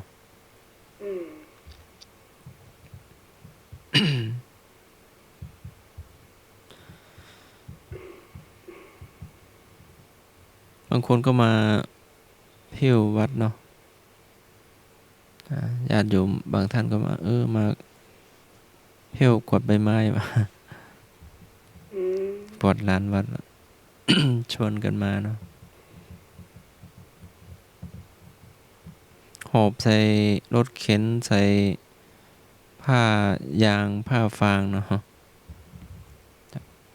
ก็ดูดีขึ้นเนาะก็วัดบ้านโรงเรียนก็ช่วยกันไปเนาะตอนนี้ก็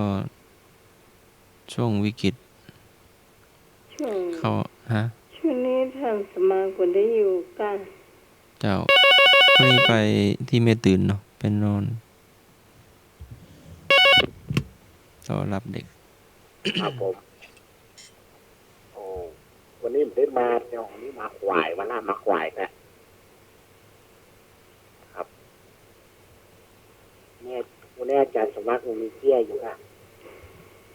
ก็เราไป2-3เรื่องแล้วผมเล่าไม่ยากนะฟังได้ไม่ค่อยเก่งเลยแต่เล่าจะไปยังก็ยังเป็นพวกนี้ท่านสมัครว่างไป อยู่ ไป บ้าน ร่วมคณะสงฆ์นัดกันไปที่วัดพระสิงห์ อืม อ๋ออาจารย์ไปกัน เจ้า อ๋อ ก็จะเหลือคนทำงานกี่คน ให้ไปป้าอาจารย์มาเนอะ เจ้าที่วัดพระสิงห์เนี่ย8 โมง 6 โมงก็จะบินทบาทไปที่วัดสวนดอก มันอยู่ใกล้ใกล้ผมนี่ไม่ได้ เจ้าก็พบได้เนาะประมาณ8 โมงเกิงหรือ9 โมง นะครับไม่ได้ไปสนามบิน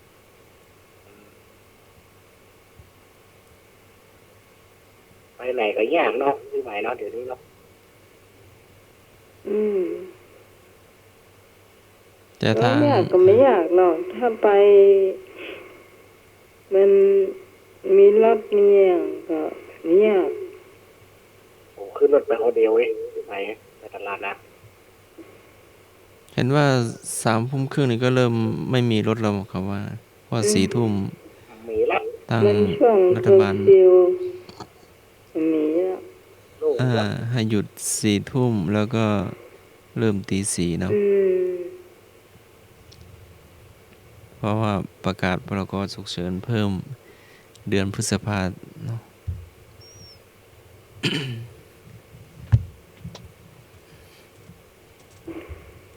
ประกาศ ก็ ครับ แต่เช้าปีสั่งสุกี้ท่านไม่ได้กินเนาะไม่ได้ฉัน ไม่ลืมฝนตกอ่ะที่ไหน ไม่ต้องเจ้า เพราะว่าไม่ลืมไม่แต่งนะโต๊ะเนี่ยตัวมาโต๊ะอ่ะ อันจะตกไม่เจ้าละ โต๊ะมาเจ้าเอง เจ้า อ๋อไม่มาโต๊ะหายเซฟเลยอะตกตะวามันเนี่ยวันนี้มาโต๊ะหนังมาโต๊ะนะวัดไฟหินกับมาโต๊ะเนาะสามารถเนาะ ตกไม่แรงนะ เออ ปอกๆแป๊กๆนะ อิดๆอย่างนั้นเนาะ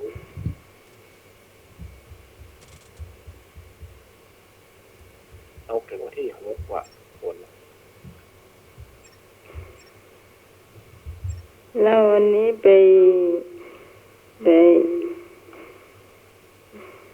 ไปกินนิมนต์ก่อนมันสมัคร อ๋อวันนี้ก็ไปที่วัดสันดอกเนาะรีประชาก็ วันนี้ เรียกแล้วก็ไปบิณฑบาตผ่านกาดพระยอมไปเนาะที่วัดสันดอกแล้วก็เตรียมป้ายเตรียมสถานที่ อืม เตรียมต้อนรับพระเถระเนาะเจ้าคณะอำเภอรองเจ้าคณะอำเภอ เจ้าคณะตำบลเลขานุการเนาะทุกระดับชั้น เอาวันนี้แจกสมัครมีอย่างพ่อกับผมนะคำถามมันมีจ้ะ ช่วงนี้เป็น ต่อไปจะเป็นช่วงอย่างอ้อนนะเจ้าอย่างอ้อหรือว่าจุดนะเจ้า เอา คุณผู้ฟัง ไอ้นึกใคร คุณ จะเตรี ผู้ ยม ฟัง คำถาม ที่จะถามมาโทรเข้ามาได้ ไอ้นึกมาแล้วมันก็ ฮัลโหล รับเลย ครับผม อ๋อไอ้หนุ่ย ครับเดี๋ยวเมื่อวานใจวันค่ำมาโจกกระจอก เสื้อผ้า อย่างเมื่อวันใจวันค่ เสื้อผ้าใช่เหรอ ใช่ครับ เมื่อวานใจวันค่ำมาโจกกระจอก รถเครื่อง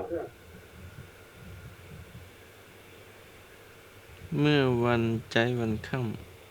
เดี๋ยววันข้าม เป็นวันใจวันค่ ไอ้หนุ่ย ำค่ำมา ำมาเอาอยู่ตบจอกตบแจงนะ รถเครื่อง ใช่ ขนมจอก วันข้าม ขนมจอก ไอ้แกวันข้าม ขนมผมงอก ไอ้แกวันข้าม แว่นตา โทรศัพท์ ใช่ ครับนี่ก็มาใช่เนาะ เกิบ เมื่อวันใจวันค่ เกิบ ำ ขีบ ค่ำมาว่าตอนจับแจง โอเค ไว้ไว้แต่ว่าได้ ยังก็ ค่ำมาใจไว้หลังจอกลำแจง ตัวมาใหม่นึง เจ้า รับสายแล้วหลุดไปแล้ว เจ้าโทรมาใหม่เนี่ยเป็นผู้ฟังที่จะตอบคำถามไม่หนุ่ยเนื่องจากหนุ่ยกับลูกสาว ครับ หนูอยู่ในสายอยู่ อ๋ออยู่ อยู่ครับ อืม เมื่อวานใจวันค่ำมาไว้ทำจอกทำแจง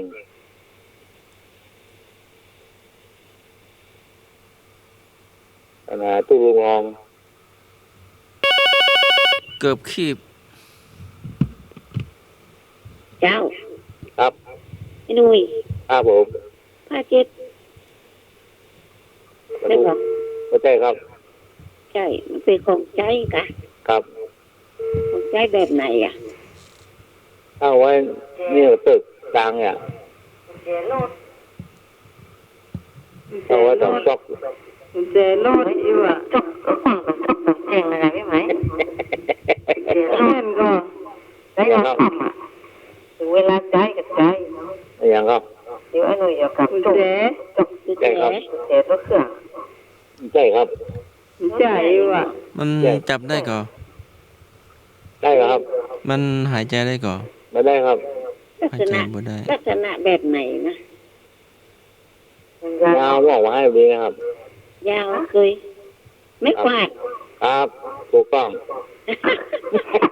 โอ้โอ้โอ้โอ้ไม่กวาดว่ะ ไม่กวาด แต่ใจมันค ห้ามใจรางวัลห้ามนะเอาบุคคลขาน ำวัน เป็นก็ได้ ขยันก่อนเนาะ ใช้เป็นเตื้ออะไรน้อง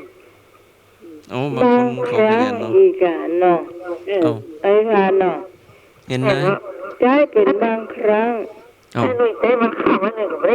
ได้ว่ามือเป็นหนึ่งสติ เออไม่ได้ไปส่งเข้าวัดอ่ะ เห็นบางคนเขากวดวันค่ำนะ ได้หนัง เห็นนะแต่นะ อืม กวด ไม่ได้ส่งเลิกแก้บใหญ่ ยังพอเทศบาลนครที่เนี่ยข้างดังวันค่ำ เออนั่นมันเทศบาลเนาะ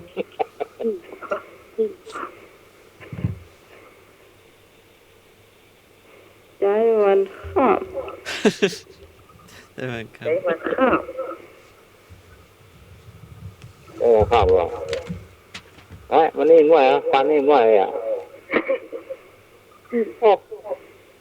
เนี่ยอยู่กับสี่ห้าคนอย่างเงี้ยเบอร์ฟันหน้าเชื่อฟันแล้วเนี่ย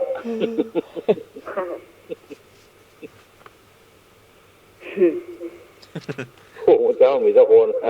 ปื้อหมดหรอก ใจเป็นนักหรอกใครไปอยู่ กินเข้าเลย3 คำน้อยนี่ก่อนพอฮะความกระมอกเหมือนงามตา ใครไปเคยอยู่เนาะสูบบุหรี่มีเหรอครับ ทำหนึ่งได้ทำหนึ่งกัน ตามมาเลย ใครมาตั้ง ถ้าจะมัด ำหนุ่มเต้าไห ใจนึกว่าได้ มาหาอะไรสกอนนะครับ ตังลุ่ม3ตังบน3มันยังออก ถึงลูก3ตะบน3 ตังลุ่ม3ตังบน3 มันเป็นหยังของใจกะ ของใจ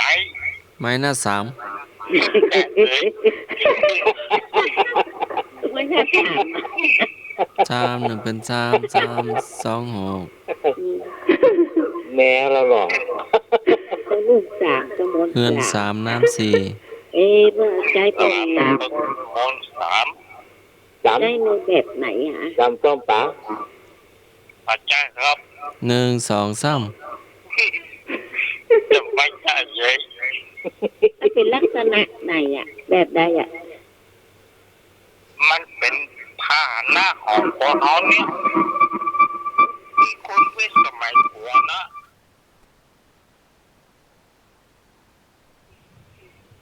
ก็ยังกลัวอย่างไร และรถมอเตอร์ไซค์เก่าพละจ้ารถมอเตอร์ไซค์บักใจครับ มันเป็นซากอ่ะ มันเป็นที่นั่งของคนนั้นนะที่คุณวิสมัยผัวนะ อยู่ในหนึ่งตัวหน้าคงเราต้องเปิดละเปิดลำโพงดีกว่า เปิดลำโพงวิทยุเปิดลำโพงโทรศัพท์ลูกสาม งั้นก็ มันจะได้ว่าดีเลย อันอย่างนี้ไม่กลัวอย่างว่าน่ะ ลูกสามตัวบนสาม ตำบล3ตำล่าง3 รถตุ๊กตัวครับ รถตุ๊กๆกัน ตากล้อข้างบนฝรั่ง2 คนครับคน3ทั้งลูก3ตัวบน3 อืม ที่คุณวิสมัยผัวนะ อืม 3ล้ออ่ะ รถตุ๊ก ล้อมันมี3 เขาไม่3 ล้อถึงลูก แล้ว หม ผู้ อ โดยสาร3 คน ข้างบนมีฝรั่งนั่ง2 คนครับคน3 นั่งข้างหลังสองเป็นสาม บางคันก็ห้อยล้อสำรองไว้นะเป็น4 มาค่อยจะใช่ หน้าหนึ่งหลังสอง ห้อยไว้พื้นรถ อะ อ่ะ ตำบลภาษาตะลุกภาษาเอ้ยหน่วยอันนี้ รถ3 ล้อรถ3 ล้อตุ๊กนักกะ ว่าจะตอบกวนมะม่วง3 ลูก มาใจ ก็ถูกแล้วเนาะ รถ ที่ต่อ 3 ล้อ ไป ตุ๊กนะ ที่ต่อไปถูกแล้วเนาะ จ้า อืม มีคนเดียวข้อเดียวเดียวนะครับ เจ้า จ้าขอบคุณ ที่ ให้หน่อย ได้กระโทรเข้ามาแถมพามีก่อน วันนี้มันมีเนี่ยวันนี้โจทย์ ของแม่มีอันนึงเนอะ ของแม่บุญนี่ก็ มีเดี๋ยวเนอะฟังเนอะ เจ้า อกห่างแดงตกลงมานอนตะแกรงละงัง อกห่างแดงตกลงมานอนตะแกรงละงัง ตุ๊กห่างนี่นะ อกห่างแดงตกลงมานอนตะแกรงละงัง ดอกแก ใช่ดอกแกตายตะวาละ อันนี้ทำอัน เนี่ยไม่ชีวิตก่อน ซื้อ หรือ หนี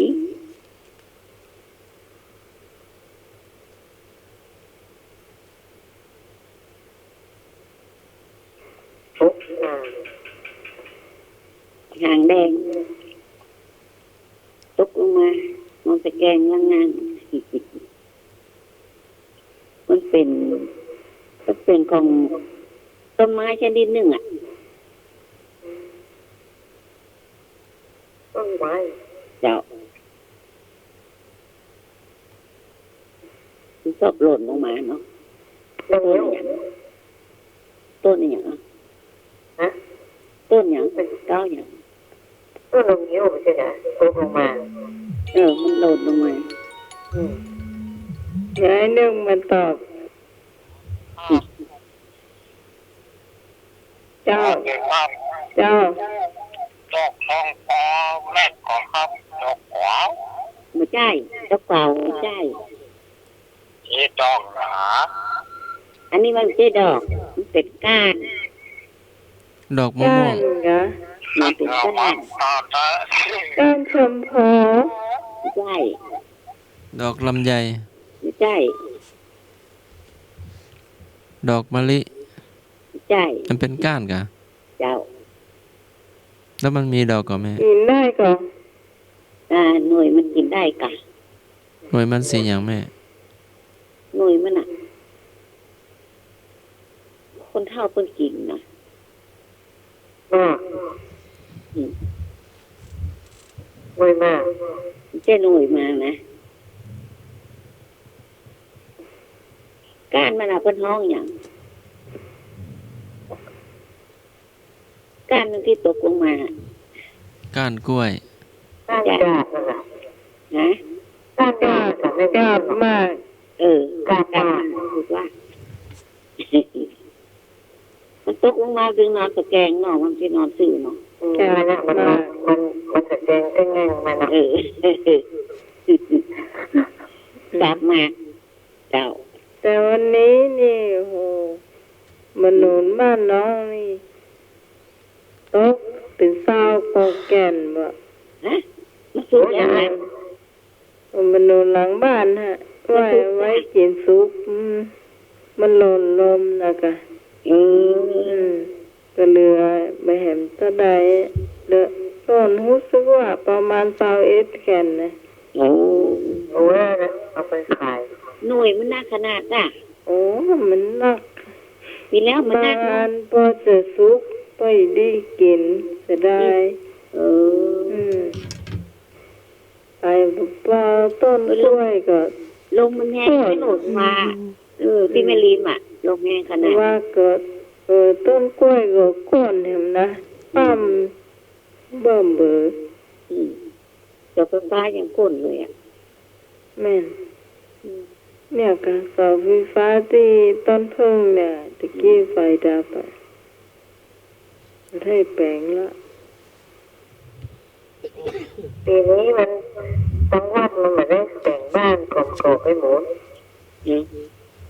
ทำรักที่มีฟ้ามีฝนขั้นนี้ ครับผม เจ้าไอ้นุ่นเด็กตอบ จุดๆๆนะครับ นะ จุดๆๆนะ อะไร ขี้ไก่จีดังจุดว่า เอ๊ะ ว่า เด็กดังว่าดีดังว่า แม่นกะไปย่ำแม่นมันจังมันจะตายนะพอหน้า จัง หม มั ด นนั่นกะ พอหน้าหม มัน ด ไป หมด จี้มันกะมันโคตรขนาดละโคตรไว้เวรขนาดนักกะละหันน่ะ นี่พอแล้วทีละอ่อน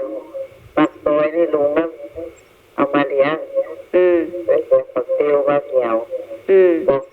มองมาได้มือขอพี่ไก่ให้มันโอ้แล้วมันคำรามเขาใส่หมูน่ากลัวถ้ามันหั่นคนนั้นนานะเอาอย่างที่มันเอากล้วยมันกระตึงมาคำรามเขาใส่มันจับขนาดไก่ที่ดังโบกโคตรโซ่โคตรเต้นะ นี่มันจำนี่มันจะว่าจำอ่ะ จำคูณเลยนะพี่ไหม ถ้าคนนั้นเอากล้วยเขาบอกว่าเอากล้วยให้มันลาอันมันเอาไปอื่นนะก็แล้วมันเป็นจะตามจะงอมจะควักว่ะแล้วบอกว่าเอากล้วยแค่นั้นเอาคนอื่นเพื่อไปมันมาเสียมันก็เอาน่ะนี่แล้วตามันเลยของคนที่เอาขี้ไก่ให้มันเลยก็ได้เปิดสิละอ่อนอย่างปากซอยเนี่ยมันเป็นมาเลี้ยงที่เจ้ากับเปล่า ไอ้หนุ่ยเล่าประสบการณ์อะไร มีก่อนนี่มีตัวเจ้าเนาะก็มีพวกพวกมัดตะก้องใหญ่อย่างแต่หาเอาลวดไปลงมาเลยล่ะมีตัวเจ้าตัวหนึ่งสอบอะไรไปขว้างมาเลยล่ะเอา ไม่เห็นฟังห้องอะไรห้องฟอกเล่นเลยล่ะเปิดตัวห้องเลยล่ะก็มาให้จำเนาะอ๋อเมื่อนานวัดว่ามีงานเนาะงานแล้วก็มีนี่ล่ะตัวอ่านปุ๊บเอาเข้าใส่สวัสดิ์กรรมเลยล่ะยกขาดไปเนาะมันตันมือวอกในบนต้นไม้อ่ะเจอรัดต้นลำไยไปเฮ้ยวอกวิ่งเข้าคอเอาตัวกรรมตัว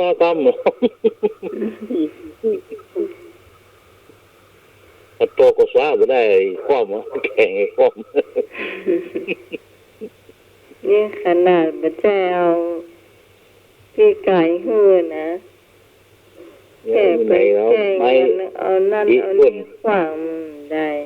ขวางเพื่อนห้องเนี่ยแล้วมันจำเลยเนาะบอกอ่ะวิดเก่าคอพี่เจ้าแกงเคยว่าก็ได้เถอะเชื่อว่าจะเกี่ยวเข้าจ้ะมาผู้ฟังท่านไหนมีอะไรจะถามหมายเลขโทรศัพท์ที่ว่างอยู่ของท่านสมัครว่างอยู่เจ้า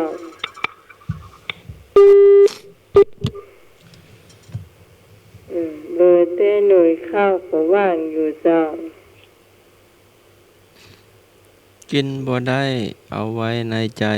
กินได้เอาไว้ในจุดในหายถูกต้องแปลว่าอย่างไง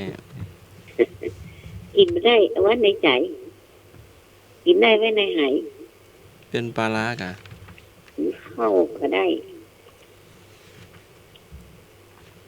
กินได้ไว้ในหาย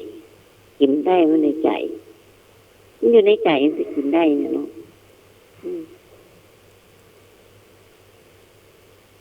ของกินได้เก็บไว้ในหายเอาไว้กินมื้อหน้าเจ้าบอดีเอาผ้าตัวผ้านุ่งที่นอนหมอนมุ้งตากบนหลังจุดหลังคาบนหลังคาเอามันเป็นอย่างแม่หรือว่ามันไม่เหมาะที่นอนหมอนมุ้งไปแม่แต่ว่าคนไปตากบนหลังคาบน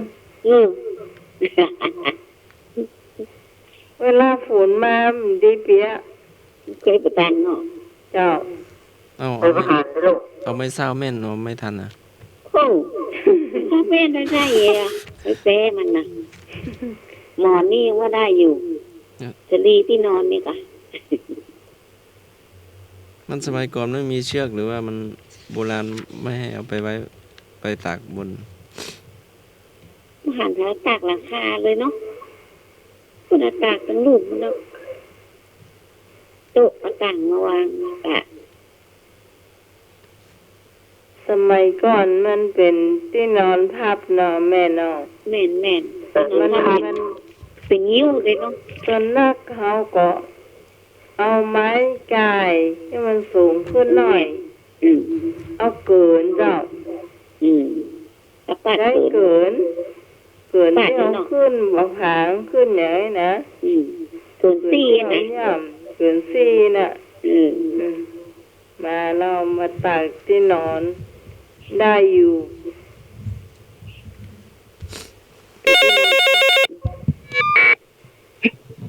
เจ้าหมดประการครับผมเป็นคนแพ้ครับนึกว่าหลับไปแล้วยัง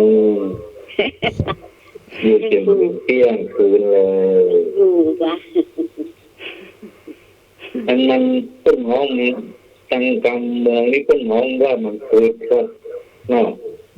มันคืดครับถ้าไปตากตั้งหลังคาที่มันคืดนี่เป็นมาแต่การพอนอนเนาะหลังคามันอยู่บนหัวอ่ะ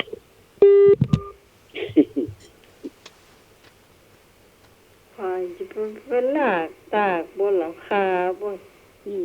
นี่เต้นไหนเขาเกิดมาเขาเคยหาแล้วเนี่ยหมอนนี่ยังไม่มีอยู่เนาะที่นอนโอ้เก่าก็ได้บ้างมีขายของคนต่าง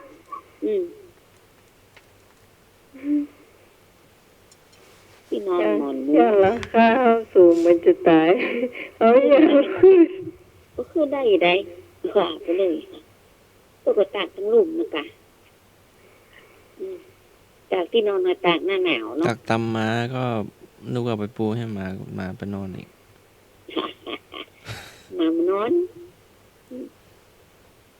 ตามบนหลังคาหมากันแล้ว ก็คือได้หรอก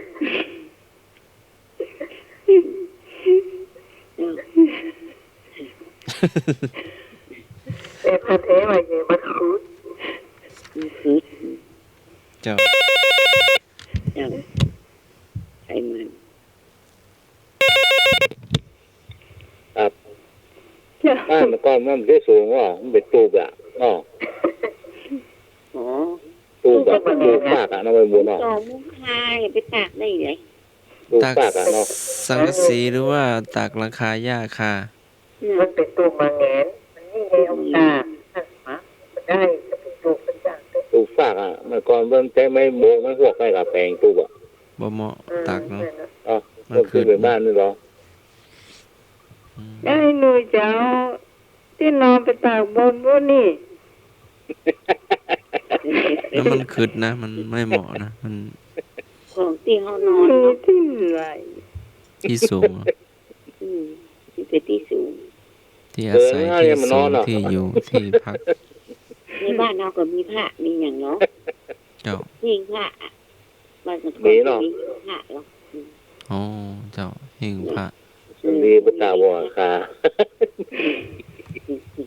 มันจะว่าบัดดีตากบนหลังคาจ้า เจ้าใช่ใช่ ไม่ได้ไปตากหลังคา บางคนว่าบัดดีตากนี่จะกลายเป็นไหม ครับ เพื่อว่าบดีตา เพราะว่าบัดดีตากบนหลังคาเพิ่นสั่งสอนเราอ่อนนะคะบัดดีตากบนหลังคา คนเท่าแต่ก่อนก็สั่ง กลัวเราอ่อนคนบอกเนาะ กลัวเราอ่อนแล้วทำไมบัดดีโอตากหลังคา ก็ยัง ก็ต้องขึ้นไป ได้แกงก็ไปจุ่มมะแกงนะคะ ขึ้นไปตากไว้ได้ มะแกงดีน่ะไปจุ่มมะแกงแล้วลุกมือปุ๊บเป็นมะแกงแตก แล้วเมมกลับว่าเนี่ยบัวคนของเขาอ่ะว่าวันนี้25เมื่อคืนเนี่ย แง่ต่างใส่มือ วันนี้25เมื่อค่ำเมื่อคืนเนี่ย เป็นยัง เย็ดได้กะ ยังยึดงานยึดมือว่ายึดจับออกหน่อยสมัยก่อนมัน 25ก่อนที่มีจักรอ๋อ มันมีไฟฟ้ามันตะเกียงมันรีบ ก่อนมัน ระ ใช้ ยับ ตะ เนาะ เกียงใช้โกม ครับ มันมีไฟฟ้าเนาะ ครับ ใช้โกมมัน ตะเกียงมันดับๆเนาะติดดับ ผู้ไปการงานเตียวปุ๊ดอ่ะแค่วันนี้เตียวก็ไม่ได้หรอก เดี๋ยวนี้เวลา เอายางหนังยางรัดเนาะ ไปจุกอ่ะปุ๊บเนี่ยก็จอกมาเนาะ กดตัวนี้ก็เอาหนังยางรัดเนาะมันหนูกัดอ่ะเนาะ คนนั้นเหรอนี่เล่าขวัญให้หน่อยหน่อยเส้นเดียวเส้นดีเดียวพุดหมูหูใช่ไปไหนบอก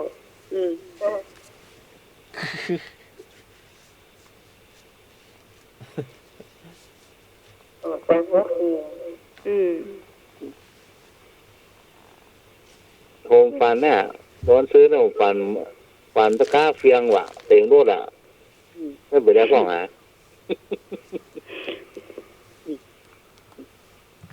ตีเป็นจานนะ โอ้ไปแต่ไปว่าวันค่ำไม่ได้ขายเฟียงเต็มรถ แต่ว่าอย่าแต่ว่าหนูบอกตื่นมาโอ้ไอ้นั่นจวนไอ้ไปมันส่งไข่เฟืองอันได้สตางค์จากบ้านฮื้อเข้าก็ขยะตังก็บะหมี่ ขายก็ไม่ได้ขาย ขายก็ไม่ได้ขายไปสุดแวดกันเขา น้องว่าเป็นคนเชื่อคนง่าย ได้เพิ่มไปเลย เปิดเพิ่มเป็น ไป เลย เพิ่นหมดมันก็ได้สตางค์ผู้นุ่งเพิ่นมาเพิ่นจะแบ่งเงินอ่ะ แม่น เพื่อนนี่รับได้เงิน10,000ตื่นได้แสนอันนี้มากล้าเพียง เครื่องก็จะซื้อไปอ่ะ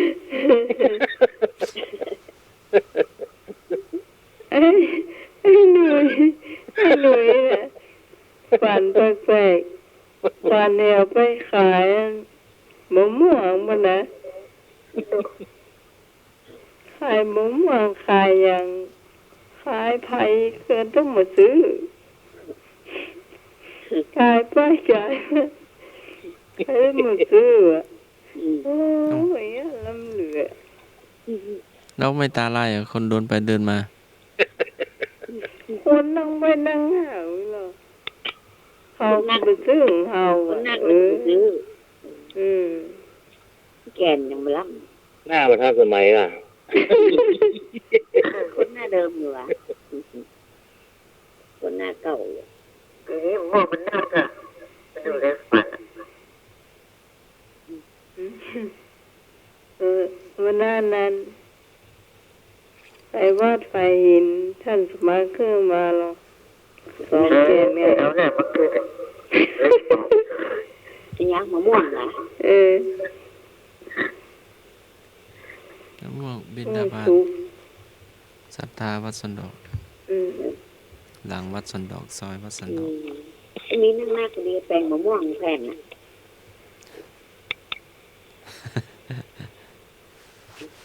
เราปันกันทานเนาะ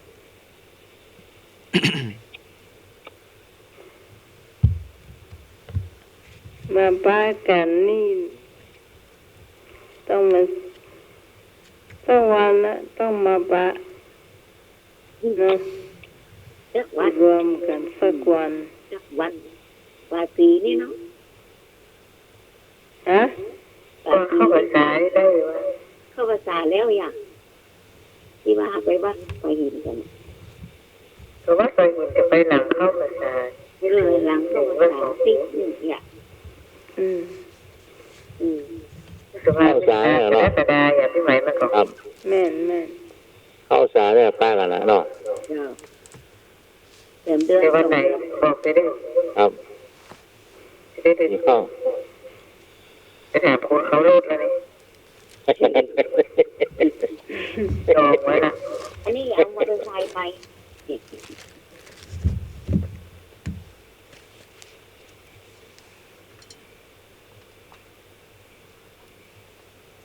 เจ้ามีถามก็คำถามใครจะถามก็ถามมา เมื่อค่ำเมื่อคืนบดีตัดเล็บไปได้อ่ะ มันจะเข้าจีนก้า ไม่ใช่คนจีน มันจะเข้าจีนเลือดไหลสุด เดี๋ยวเจ้าตัววันนี้ถ้าตัดให้สวนน้อยนี่น้องมีนาที่พ่อจะเหนื่อยละนี่ตัดเป็นลูกนี่เรียนเอาละ แม่ ถ้าคนตัดได้หรอเมื่อวานเนี่ยอ๋อ ไม่มาเนี่ยตัดตัดอย่างเมื่อคืนอยู่ในมือยัดเข้ามือด้าน มันเข้าไหลละเข้าจีน ก็คือตัดนี่ไร พูดถึงมือตัดหรอเพราะว่าบีบตัดเล็บเมื่อคืน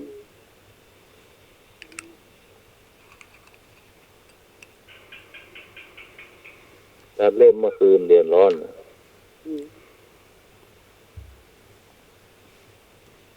เจ้า เนี่ยเป็นที่เรียกไร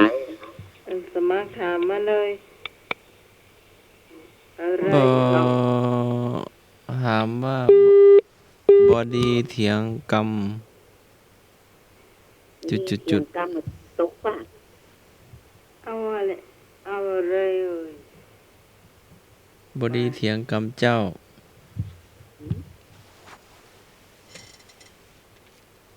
ที่เถียงกรรมเจ้า เจ้า แล้วมันต่อแถมกะ ไม่มีต่อ แค่นี้เหรอ เจ้า บดีเถียงกรรมเจ้านอน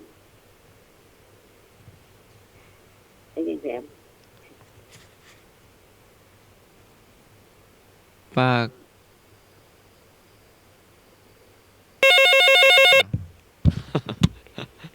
ครับผม เจ้า ไม่ได้เสียงคำเจ้า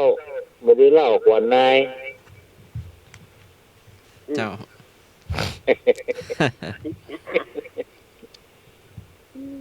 ครับผม ไม่รู้อ่ะมีก็ โอ้มา มีเห็นก็ บดีย่ำเรียสองแคม มีเมื่อส่งแพม ครับเพื่อนพูดว่าใดอ่ะบดีย่ำเรียสองแคมอ่ะ อันนี้มัน ก็ เป็น เหมือน กร จับ รม ปลาสอง เก่า มือ อ่ะ น่ะค่ะ ก็ไม่เป็นไร จับ ก็ ปลาสองมืออ่ะ อ้ออย่างอ้อก่ะ ครับ นี่อย่างอ้อ ก็เปลี่ยนกันก็ได้นะ บดีย่ำเรียสองแคมอ่ะ เปลี่ยนเจ้าไอ้หน่วยเปลี่ยนเลย เรียนออก คือตอนนี้มันเป็นอะไรอย่างอ้อไปแล้ว อ๋อครับ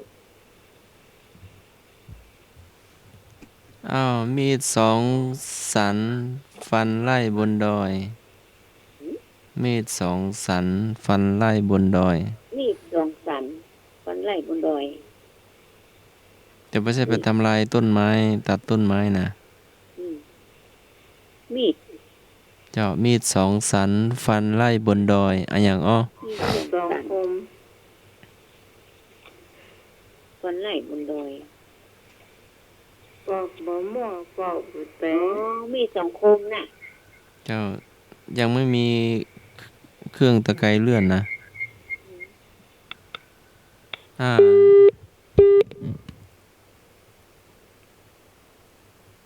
มีดปอกมะม่วงกะ อยู่ในตัวเรา อยู่ในตัวเฮา หืม เป็นอวัยวะในตัวเฮา เป็นอยู่บนยอดหัวเรา ไม่ใช่หัวงอก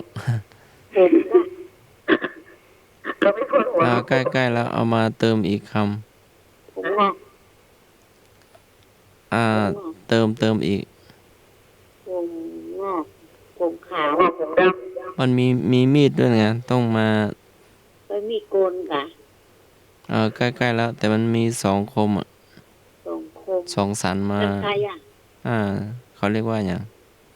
กันไกลก็ไม่ยากอ่ะ กันไกลแล้วเอามาไว้บนหัวแล้ว ตัดผม ตัดผม มีดสองสันฟันไล่บนดอย อ๋อไล่ฟันตัดผมบนหัวเฮานี่กะ เจ้า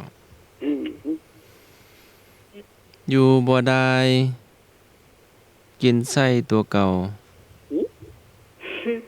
อยู่บ่ได้กินไข่ก็ว่ากินไข่ กินไส้ตัวเก่าอย่างอ้ออยู่บ่ได้ กินไข่ อยู่เฉยๆกินไส้ตัวเก่า กินไข่ตัวเก่า อยู่ก็ได้เสียงไฟ ไฟฟ้ายังไม่มีเด้อสมัยนั้น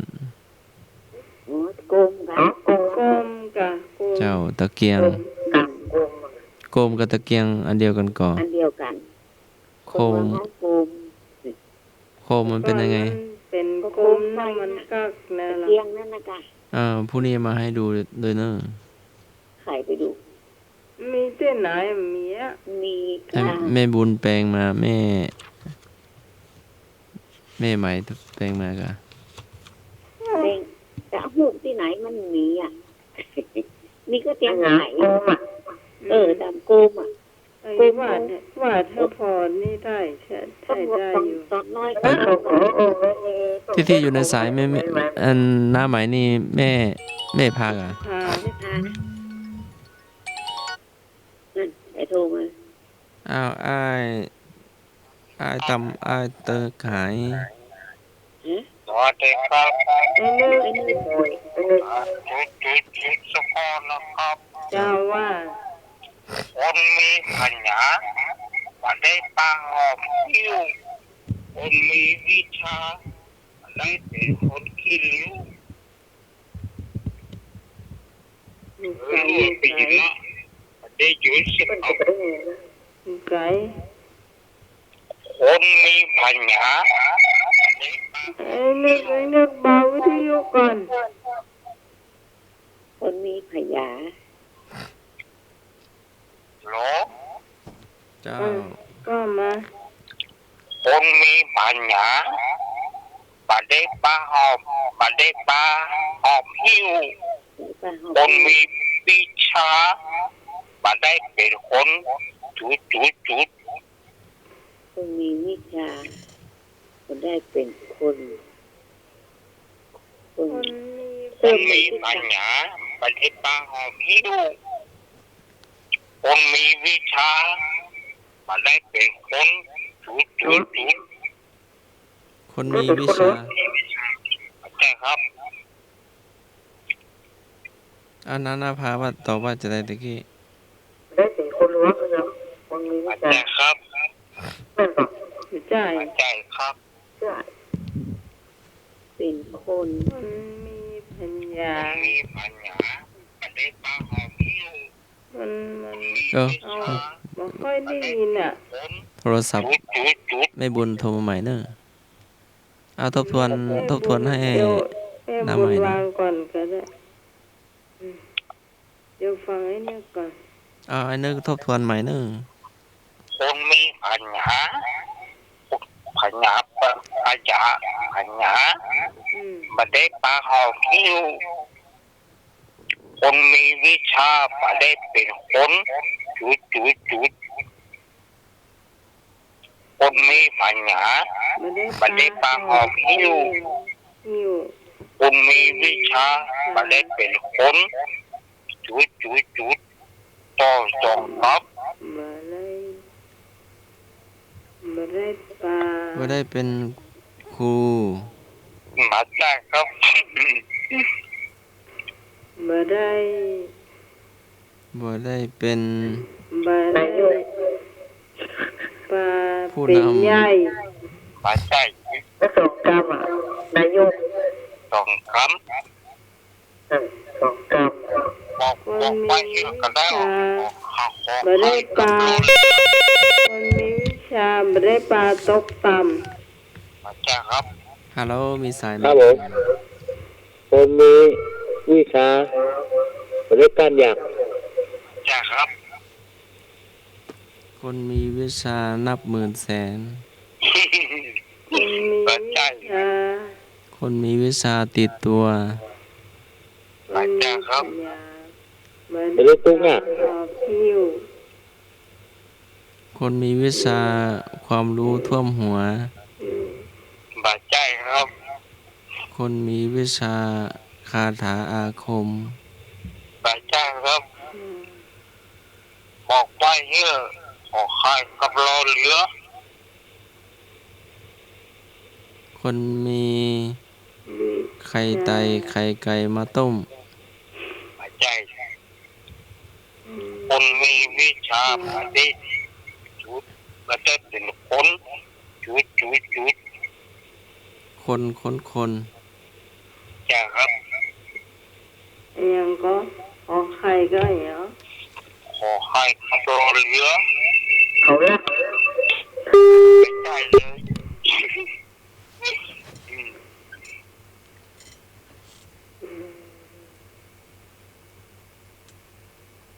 อืม คนมีวิชาไม่ได้เป็นคนจุด ยอมแล้วเนาะยอมก่อนเที่ยงคืนแล้วนะให้นำมาช่วยตอบตอบ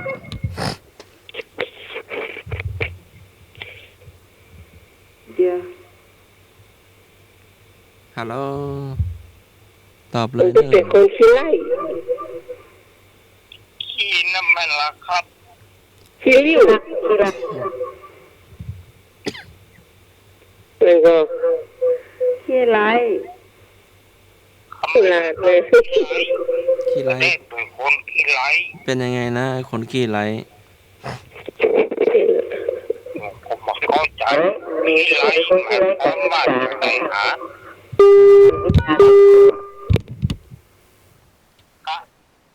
เห็นก็กูไปนึก มันได้ยินเสียงนึกแล้วอ่ะอันสมัครเจ้าถูกก่อน ถูกแล้วครับ อ๋อ ประเทศคนขี้ริ้ว อ๋อขี้ริ้ว ครับขี้ริ้วขี้เลนะครับ เจ้าเจ้าอันตังแม่ห้วยลานวันเนิบเป็นตอบมาเจ้าขอบคุณจันนักโอ้เป็นก็ติดตามลำตัวยฟังมาจนถึง เจ้า ช่วงสุดท้ายรายการนะเจ้าให้นึกลาก่อนนะเจ้าเนาะ ลาก่อนเนอะลาท่านเนอะ มันจะหมดเวลาแล้วเนาะ วันนี้ขอให้ทุกคนทุกท่านมีโชคดีมีสุขนะครับ เจ้า ปราศจากโรคภัยไข้เจ็บทั้งหลายทั้งปวง สวัสดีครับ เจ้านภาเจ้า เจ้าสวัสดีผู้คนเจ้า เจ้า ราตรีสวัสดิ์เจ้าเขาอยู่ดีมีสุขกันผู้คนเนาะเจ้า เจ้า จะให้สมัครเป็นเจ้าราตรีสวัสดิ์เจ้า เจ้าขอบคุณนภาเจ้า ใหม่ไปเนาะ เจ้า ครับผม ต่อไปเจ้า โยมเบี้ยวเด้อ ขอกราบนมัส อำลา การพระคุณเจ้าทุกท่านทุกตนทุกองค์เนาะแล้วก็ขอบคุณพระอาจารย์ แล้วก็อาจารย์สมัคร เจ้า แล้วก็พี่สมัยทั้งผู้ฟังทุกคนนอนรับฝันดีทุกท่านทุกคนเนอะไว้สานมัสการและสวัสดีครับ เจ้า เจ้า มาเข้ามาต่อไปเจ้า ผู้ฟังที่ยังมารับมานอนตัว ครับผม เจ้า ครับขอทุกท่านอยู่ดีมีสุขนะครับ โยร้อยสาวครับ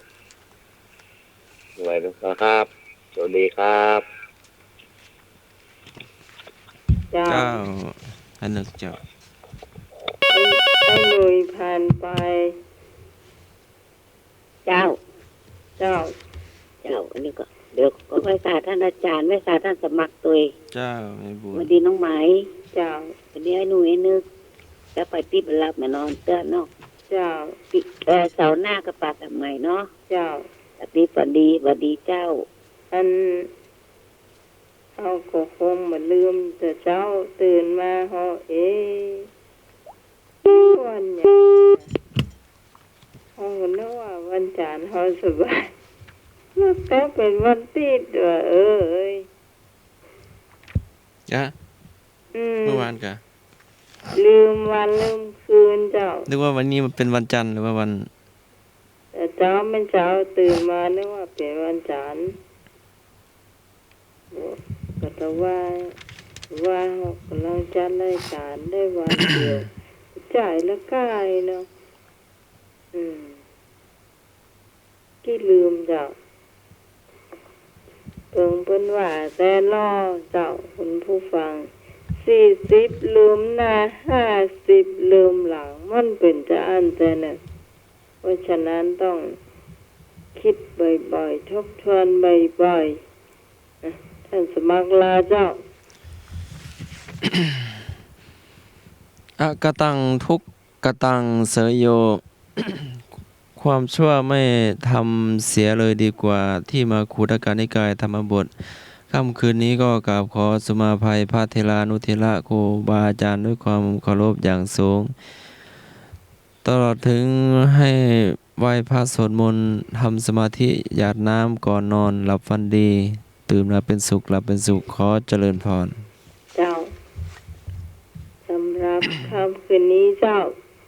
ขอบคุณคุณผู้ฟังทุกเสียงทุกสายที่มาช่วยกันจัด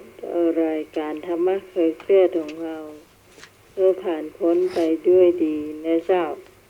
อยู่เป็นกู้เป็นทีมกันจนถึงช่วงเวลาสุดท้ายนะเจ้าเราจะมาพบปะกันใหม่เสาร์อาทิตย์หน้าตั้งแต่ถ้าท่านพระครูโสพลปริยัติเข้ามาก็จะพบกันในประมาณ 3 ทุ่มเป็นต้นไปนะเจ้าแต่ถ้าเพิ่นยังมาปีกมาเตื้อก็2 ทุ่มครึ่งนะเจ้าคุณผู้ฟังก็รอฟังว่าเพิ่นจะปีกมาเมื่อใดนะเจ้าสำหรับวันนี้ข้าเจ้าพิสมัยก็ต้องขอบคุณพระอาจารย์พระครูสุโมวิศวัตวรกิจโจผู้อำนวยการสถานีผู้ควบคุมเสียงเลือกเพลงคุณผู้ฟังได้ฟังตัวที่เมตตารายการของเรามาโดยตลอดนะเจ้าขอบคุณคุณผู้ฟังทุกท่านที่ติดตามรายการนี้มาโดยตลอดเหมือนกันที่ให้กำลังใจกันมาโดยตลอดนะเจ้าเราจะพบกันครั้งต่อไปในเสาร์อาทิตย์หน้าสำหรับวันนี้ไหวลาคุณผู้ฟังไปก่อนขอบ